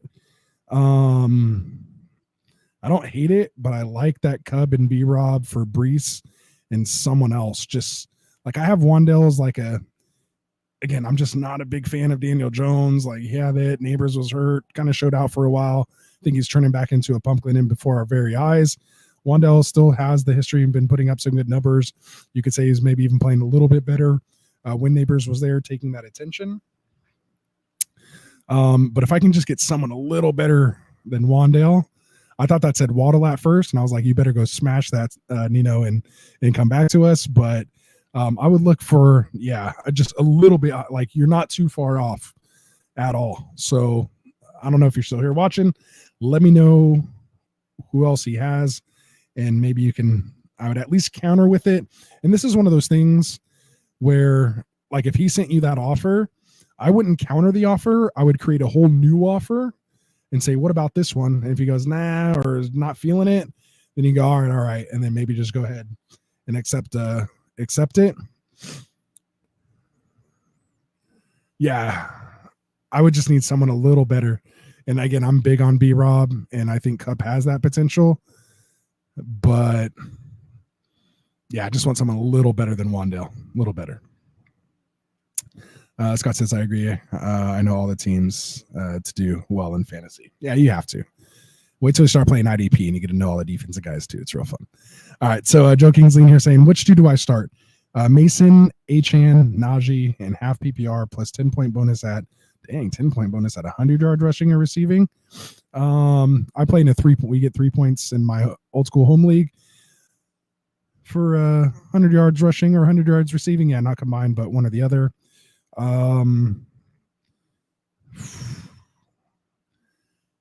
Because of that, I think Mason probably has the best chance to get there. And then if Tua's back, then I'm going to go Achane. I'm not the biggest Najee fan, so maybe there's some bias there. Just full disclosure, Joe. I always like to be clear on that with people.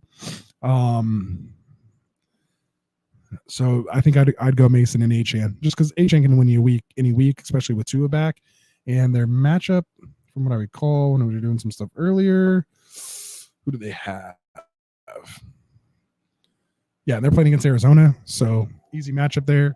Like, it just takes, he could get 100 yards in a couple runs, if he breaks a big one. So there we go. And McConkey is better than Dunze. I think I was mentioning that earlier. I agree. Scott White said, I'm thinking Braylon Allen for Juju. I'm still not feeling Juju at this point, so I'd like to just keep Allen in case anything were to happen to Brees. Did I miss something here? Oh, okay. No, I was asking you guys to redraft the rookie class wide receivers now, and so Raven said Neighbors, BTJ, MHJ, and then Rome. So yeah, that's kind of what I was saying as well too. McConkey might be better in fantasy, but Odense is more talented, no question. I agree with that statement as well too, and that's why. I mean, that's why McConkey was drafted so much later. He's more of a slot guy, so. But you're the slot. Oh, Scott said, well, Ricky was saying how many people are in the league where he's trying to get Juju. It's a 16-team league, and he's picking up scraps. Yeah, but he's hurt, and they just traded for D-Hop. You might be able to stick it out with Braylon. He was kind of flexible, especially in the 16-team league there for a little while. Looks like it went back to the Brees show. I mean, Juju could be the 2 there behind D-Hop, and then you have Worthy in the slot. I mean, Juju typically is a slot, but he's a bigger slot type guy. That's tough, man. 16-team is a man's league, and yeah, sometimes you just got to take a risk on something like Juju like that. But if I'm getting Braylon, like maybe try to go get you probably can't get Juwan Jennings, but yeah, you might. I mean, maybe Ricky Pearsall. I don't know. Something like that. That's tough, though. That's tough. You're taking someone that you could potentially throw in there that might score a touchdown in this next week or two versus Juju, who might be out for three total weeks. So that's my only thing. Let's see.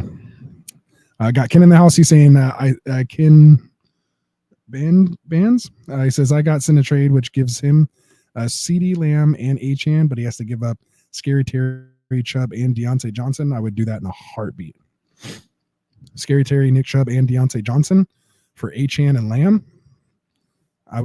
Bro, go do that as soon as you can. Yeah, even Ricky's saying, Ken, yes, do that, bro, without a question.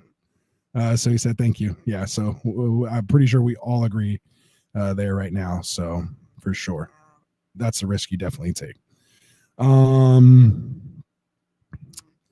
Let's see.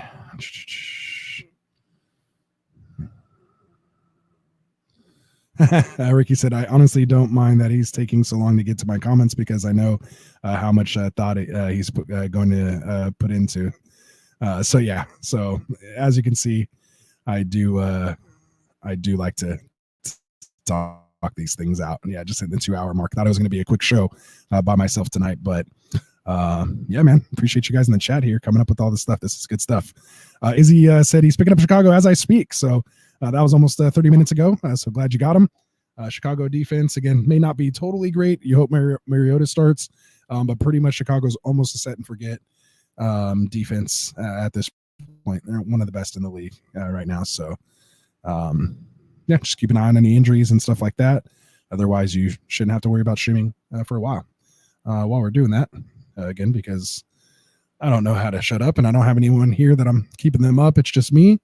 Let's see what their rest of their schedule looks like. So week 8, we get Commanders, they get Arizona next, Patriots after that. Like maybe you go somewhere else when they play Green Bay in week 11. And then, yeah, there might be a 3-game span there. Green Bay, Vikings, and Lions where you may not be able to play them. Niners, unless they're like way back to full strength by then. Again, I don't think there's someone you're like running away from at this point, unfortunately. Then you get Minnesota and the Lions again, weeks 15 and 16, then Seattle week 17. So at least you'll know how the defense did against if you end up just keeping them and playing them against Minnesota and Detroit. You'll know kind of how they do, and if you could take the chance to start them in weeks 15 and 16. But at least for the next 3 weeks, you should be good, and then we'll just kind of see what's going on week 11 and where teams and players are at. So yeah, we'll go from there. Let's see what else are we seeing here. Yo, what's up, Tycoon? So Tycoon was in the house. This was like 30 minutes ago, but he said, Ross, last night I told people to try to buy Tyreek at a reasonable cost if possible. Some owners may be frustrated. Do you agree? I do agree. I just feel like that window is probably shut now with the news that Tua could be back this week. I think anyone who's held and put up with Tyreek and Jalen Waddle this entire time. Like, why would you sell him like 4 days before Tua comes back to the lineup? Unless they think that even with Tua coming back, or maybe they lose him immediately again. So maybe if you're kind of playing that angle with somebody and you get them kind of worried about it. But yeah, I mean, like you said, at a reasonable cost, if you want to take that chance, like, this is your time to do it, because once they start putting up numbers again, Tyreek's going to go to untradeable. Remember, he was drafted as basically the wide receiver 1 overall, or at least, top 3, top 5 pick overall, in most, especially PPR leagues. So yeah, I think last week was that week. Like, that was the last week you were going to get him. And he's been a buy low for us here on the Wednesday show for the last, I think 3 weeks. I was saying just buy any Dolphins player that you can, Waddle, Hill, and Achane. If you can get them, go get them, because soon they'll be untradeable again. So good comment. Appreciate that. Let's see. Ricky said, that is appreciated and very true. Rasta doesn't half-ass his answers. He does a legitimate effort into his responses, and sometimes we keep talking about them later. Yeah, like I said, our group chat gets going crazy. So yeah, make sure you guys are throwing Tycoon here a sub, for the fantasy boardroom. He's live on Tuesdays here. Links are down in the description. So make sure you go throw him a sub and get his takes as well, man. Great addition to the channel. I appreciate you, Tycoon. Gilbert says, well, he has Devonta Smith as wide receiver. I can maybe wait the 2 weeks for Collins with Waddle and Hopkins / Slad. I mean, if Devonta Smith, man, he was my buy low. He was on the thumbnail. If you can get that upgrade, maybe even if you have it, add a little piece in there too. If you might go back to your question here. I know it was a little while ago. I may not be able to find it. I kind of remember it. Oh, here we go. So this was the Saquon. Yeah, so if you can get Saquon and Devonta Smith in here for JT, MHJ, and Kraft, like that I would do. Gilbert. So for sure, go check that out. For sure, try to make that happen. For sure. So good stuff there. Jay Smells, what's up, man? How's it going? Should I trade Adams and White for Achane? That's a tough one. Like I said, your buy low window on Achane is slamming shut. With him and Rodgers over there now, it's a little more interesting. I just was fading Adams because I didn't believe in the Raiders offense this year. White, as you saw, I kind of had as a potential buy low or even a sell high, depending. I think he's one of those guys that kind of fits, either way, which I think makes him a perfect trade candidate, actually, when someone's kind of in the middle like that. And, but again, Achane can win you weeks. I don't think, Adams, I think, is a nice, wide receiver too. We've seen kind of what his floor is here with Rodgers. Will it get better? He'll be nice when he scores, in weeks, the weeks he scores. I'm sure he'll be a, wide receiver 1, most likely. But I think I would personally take that chance. If it's Zamir White, I'm for sure doing it.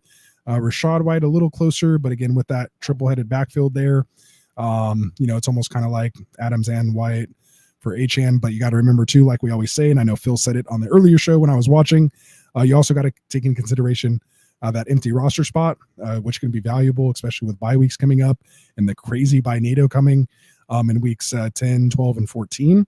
So, and really 12 and 14 are the big ones.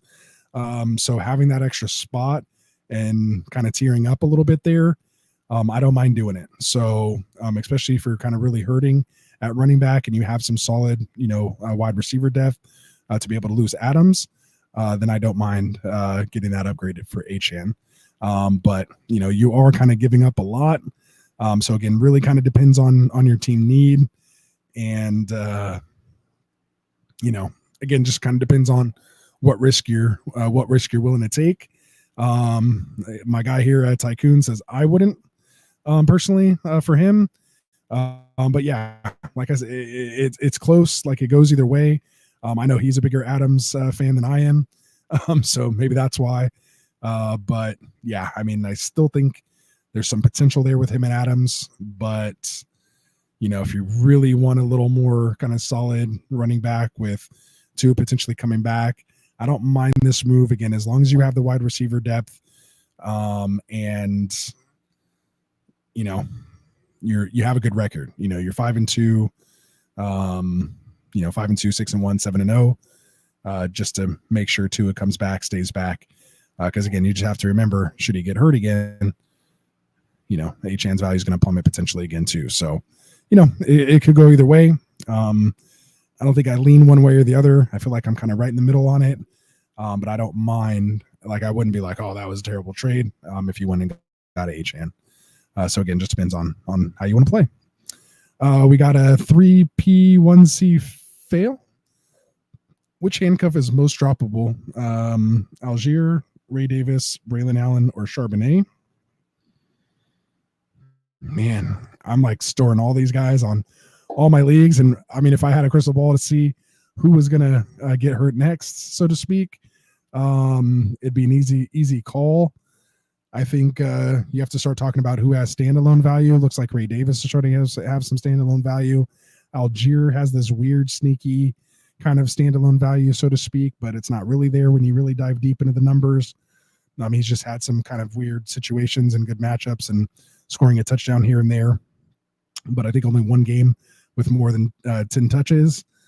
And you got Braylon Allen, who looks like he was maybe taking Breece's job there for a while, but has since come back down to earth. And Charbonnet's basically been irrelevant since Ken Walker's been back. Even a sick Ken Walker outproduced him this weekend. But we've seen, when Ken Walker's out, he's been able to produce well. I'd probably say right now, if I had to drop anyone out of these three guys, it's probably going to be Braylon Allen at the moment. Just with the addition of Devontae Adams, I think that takes away any of Allen's potential starting, standalone flex appeal compared to the other three. So I think I'd go Braylon Allen on that one. Let's see. Ricky said that would be awesome, man. We could definitely figure something out with the stats. Oh, let's go, man. So yeah, hit me up at Rastafarian on pretty much any platform. Our emails getrightff@gmail.com. So yeah. We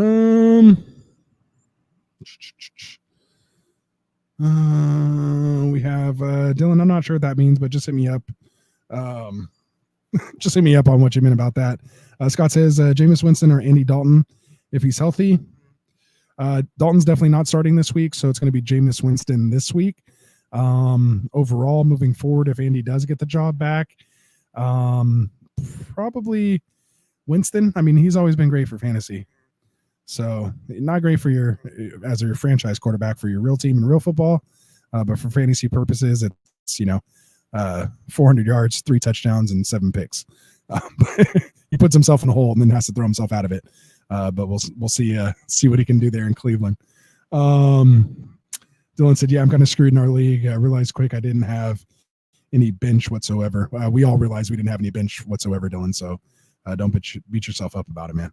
It's just Russian roulette, man. You got to dodge the got to just dodge the injuries, man. That's what it is tonight. We're definitely in overtime, man. I definitely got to cut it off soon. It's almost midnight here, but I'm going to try to get to these questions. There's not too many more. I'd hate to stop now. So let's try to get through these. Ricky said Bengals rookie tight end Eric all ran more routes than Mike Gesicki in week 7. That's a first. If you want a deep league tight end with sleeper upside, I think all is him. We've been talking about him. Go back to like our week 3 waiver wire, week 4 waiver wire ads, even when I think Gesicki had like that big game. Also had, a lot of usage as well. I think that was before Higgins came back. So yeah, Eric All, especially in dynasty leagues, definitely like keep an eye on all those tight end premium dynasty leagues. Make sure he's rostered. Let's see. Andre, how do you feel about the Niners fans panicking, saying fire Shanahan if they miss the playoffs? As a Niners fan, I don't know if we're saying that. I mean, we're still winning. Once you've kind of winning at this clip over the last 5 years and come up short, twice literally with the lead in the fourth quarter, I don't even want to start having this conversation at this moment here, Andre. Kind of mad that you made me go here, but I'm not one of those people as a Niners fan that's saying fire Shanahan. I still don't know why he can't just win. We're talking back from the Atlanta days, giving up the 45-3, and then of course Chiefs, lead with 8 minutes left in the fourth, and then in this one, having a chance and still giving up, losing in overtime. You feel like you just want to make a change, but I mean, we were on the losing side for a long time, for a few years there. It was not good since our Super Bowl against Baltimore that we lost as well. Then we went through a drought there for a while. Ton of different coaches. So it's nice to just have someone back. I like the way our offense kind of runs. There's things, of course, we'd all would want to change. It's not 100% perfect. But to be in contention every year and to be a serious team and a contender, and I personally like Shanahan myself. Yeah, he does some weird stuff every once in a while, but who doesn't? So yeah, I just think that just comes with high expectations, man. And Niners fans some of them are weird. That's why I like actually Phil and Tycoon. They're kind of down to earth Niners fans. So that's why we all get along. Let's see. So he said, I don't know if Rasta feels the same. That's hilarious. I didn't even see this. He says, Rasta feels the same at Andre, but as a fellow Niner fan, those fans are dumb as you know what. And basically I said that just in a couple more words. But yeah, so we're a little weird. I'm still at running back. So losing CMC and Bigsby were major. I'm using Godson as my RB2 right now. Or Goodson is my RB2. Yeah, with Jonathan Taylor coming back, you're going to have to keep playing that waiver game. So just make sure you check out, who's there. Just hopefully CMC coming back week 10. He's not going to be the number 1 overall pick, I doubt. They're going to use Mason. They're not going to put, at least they shouldn't put too much work on CMC. Really going to kind of depend what our record's at. And, if we have a chance, not have a chance, kind of see how, things are shaking out. Or maybe they have to put him in there and just use him. And who knows, maybe till the wheels fall off. I don't know what the mentality is going to be there. But yeah, I mean, that's your hero RB build. And when your hero RB goes down, you're kind of in a tough situation if none of the other guys, get hurt right away. So just keep watching the show. Keep watching the waiver wires. We'll try to find some running backs that you can just squeeze in there, like Dearness Johnson coming in there, squeezing out 10 PPR points for me this weekend. Actually in a dynasty league deep bench, I was able to snag him up as the ETN owner just this previous week. And I was able to start him once I got the word ETN was out and got me 10 points. And I got the win, and it was nice to make it happen. So I will try to help you out like that as much as we can. We got Darius here, says you sound sleepy, bud. You should go to bed. You did great today. I'm right there with you, man. I am getting a little worn down here, but I want to power through these. Not too many more, so we'll make it happen, my guy. It's more my voice, I think, more than anything. But I feel excited. I feel excited. I'm happy to have you guys here asking these questions. There's nothing worse than like a dead show with nobody in the chat. I mean, yeah, you get through your show sheet quickly and you have your content out and you can go to bed, quote unquote. But again, I started this channel because this is what I like to do, man. Talking to you guys. If you guys go back to our earlier days, we were doing live shows with 0 viewers. So to have this going on and have the chat popping off like this, this is literally, what we dreamed of, man. So wouldn't trade it for anything. That's why I'm still here 2 hours and 18 minutes in. Ryan's in here saying, I have Worthy on the bench. Should I dump him and get Ray Davis or Jerome Tracy Jr.? Tracy Jr. looks a little interesting there. Like I said, Ray Davis seems, I'd rather target that offense versus the Giants offense, but, we've seen him kind of produce there. Tracy he's looked good, definitely looks like he's earned a split with Singletary there as he's battling his way back, I believe, from a groin injury, I think Singletary was dealing with. I mean, obviously, before you just kind of drop someone like Worthy, I'd like to try to trade him, first, if you can, maybe package him up 2 for 1 to open up a spot to get Ray Davis or Tracy, or maybe even do a 3 for 1 and grab both these guys, plus whoever you traded for as well, too. So it really kind of just depends on who you have. And he said, Worthy or Ricky Pearsall.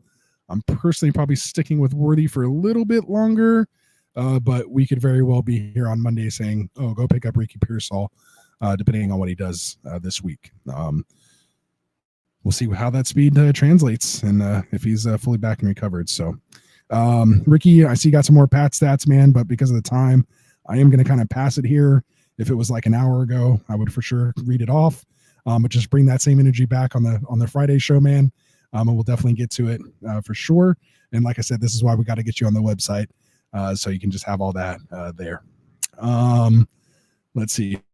Who else we got? Is Baker Mayfield worth picking up for later weeks? I mean, he's not going to be who he was, obviously, without Godwin and Mike Evans. He could probably stay there for a while.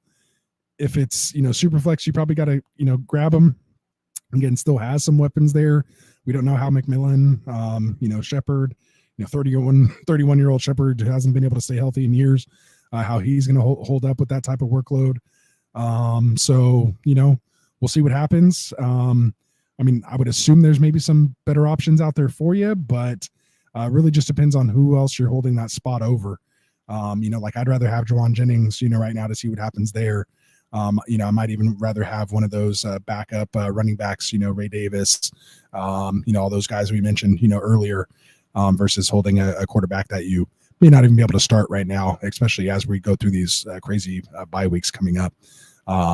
So I don't think anyone's going to be in a rush to pick up Baker because we all saw the same thing. So I think you're safe to leave him there for now. Let's see. We have a 3P1C fail again saying, which QB would you start? Gino with no DK versus Buffalo.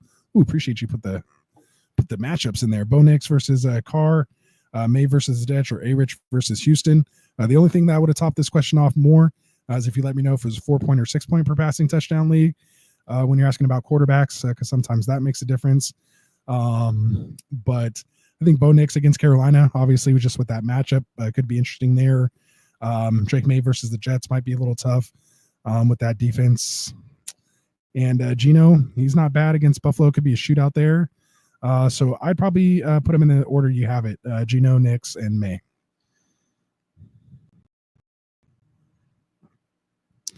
You're dating me now here, Ravens. Not like dating me, but as in dated, as in my age. He says, I was in the middle school when the Niners lost to the Ravens in the Super Bowl. He's 26 now. Damn, good times. Yeah, let's not talk about how old I was when that happened, but I am turning 40 next month. So there we go. I have a son that's 18, almost 19. So you're almost the age of my kid there, Ravens. So, geez, getting too old for this. Oh man, we're down to the last one here. Mr. Romeo says half PPR, start one. I feel like you guys, after I started saying that, you guys stopped dropping stuff in the chat to let me go home, or I'm already home, but to get off the stream. But yeah, just again, you guys can always leave comments, man. Make sure you guys can hit us up all the time. Ask Ravens. I'll talk to you guys, throughout the day through the Sleeper app. There's always a way to get a hold of us, so make sure you guys check out that description that has all of our contact info there. We have an awesome Sleeper Thread community channel there. It's like the first link at the very top of the description. There's a thread there where you can ask questions or post your own question. A lot of you guys are starting to use that more now. So definitely take a look at that. And, always a way to get in touch with us. But now that we're live almost 7 days a week, you can just have those notifications on, hit that subscribe button to all of our affiliate channels, as well as the Get Right Fantasy Network channel. And, we'll be here to take your questions. Half point PPR, start one. Dowdle, Tracy, Deontay, or Pearsall. I think I'm going to roll with Dowdle in this week. Going up against the Niners. Our Niners haven't been doing great against the run. They just let Kareem Hunt, who just came off his couch, to score, 26 carries, 100 and something yards and like 2 touchdowns. We're just middle of the pack against the run this year. Man, we miss Greenlaw, who might be coming back fairly soon here. But yeah, totally missing Greenlaw. Fred Warner's been playing like a beast, but he can't do it all.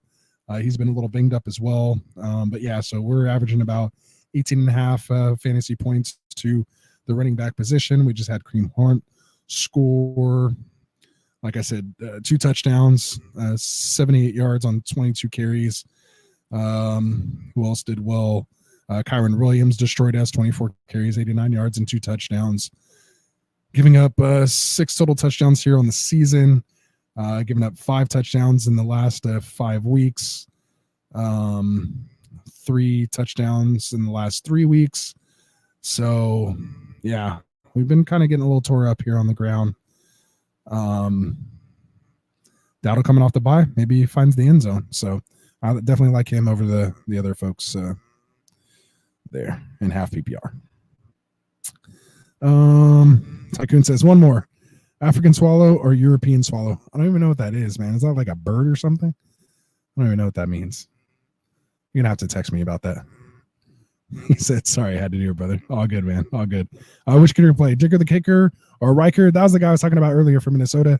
Give me the Minnesota kicker and Riker there to end the show with the kicker question. Perfect. 3P 1C fail said, are you really 40? Technically, no, not until next month, man. Not really 40 yet, so still sitting at 39. If I move this mic out of the way, you can see the gray in the beard, my guy. And usually I have a hat on because this, as you can see, some of it's lighting, but otherwise it kind of does look like this, which is why if you go back and look at our past streams, most of the time I'm wearing a hat, unless I have my hair fairly freshly cut. But as soon as this starts filling in a little bit, I throw the hat on. But yeah, so I'm putting it in.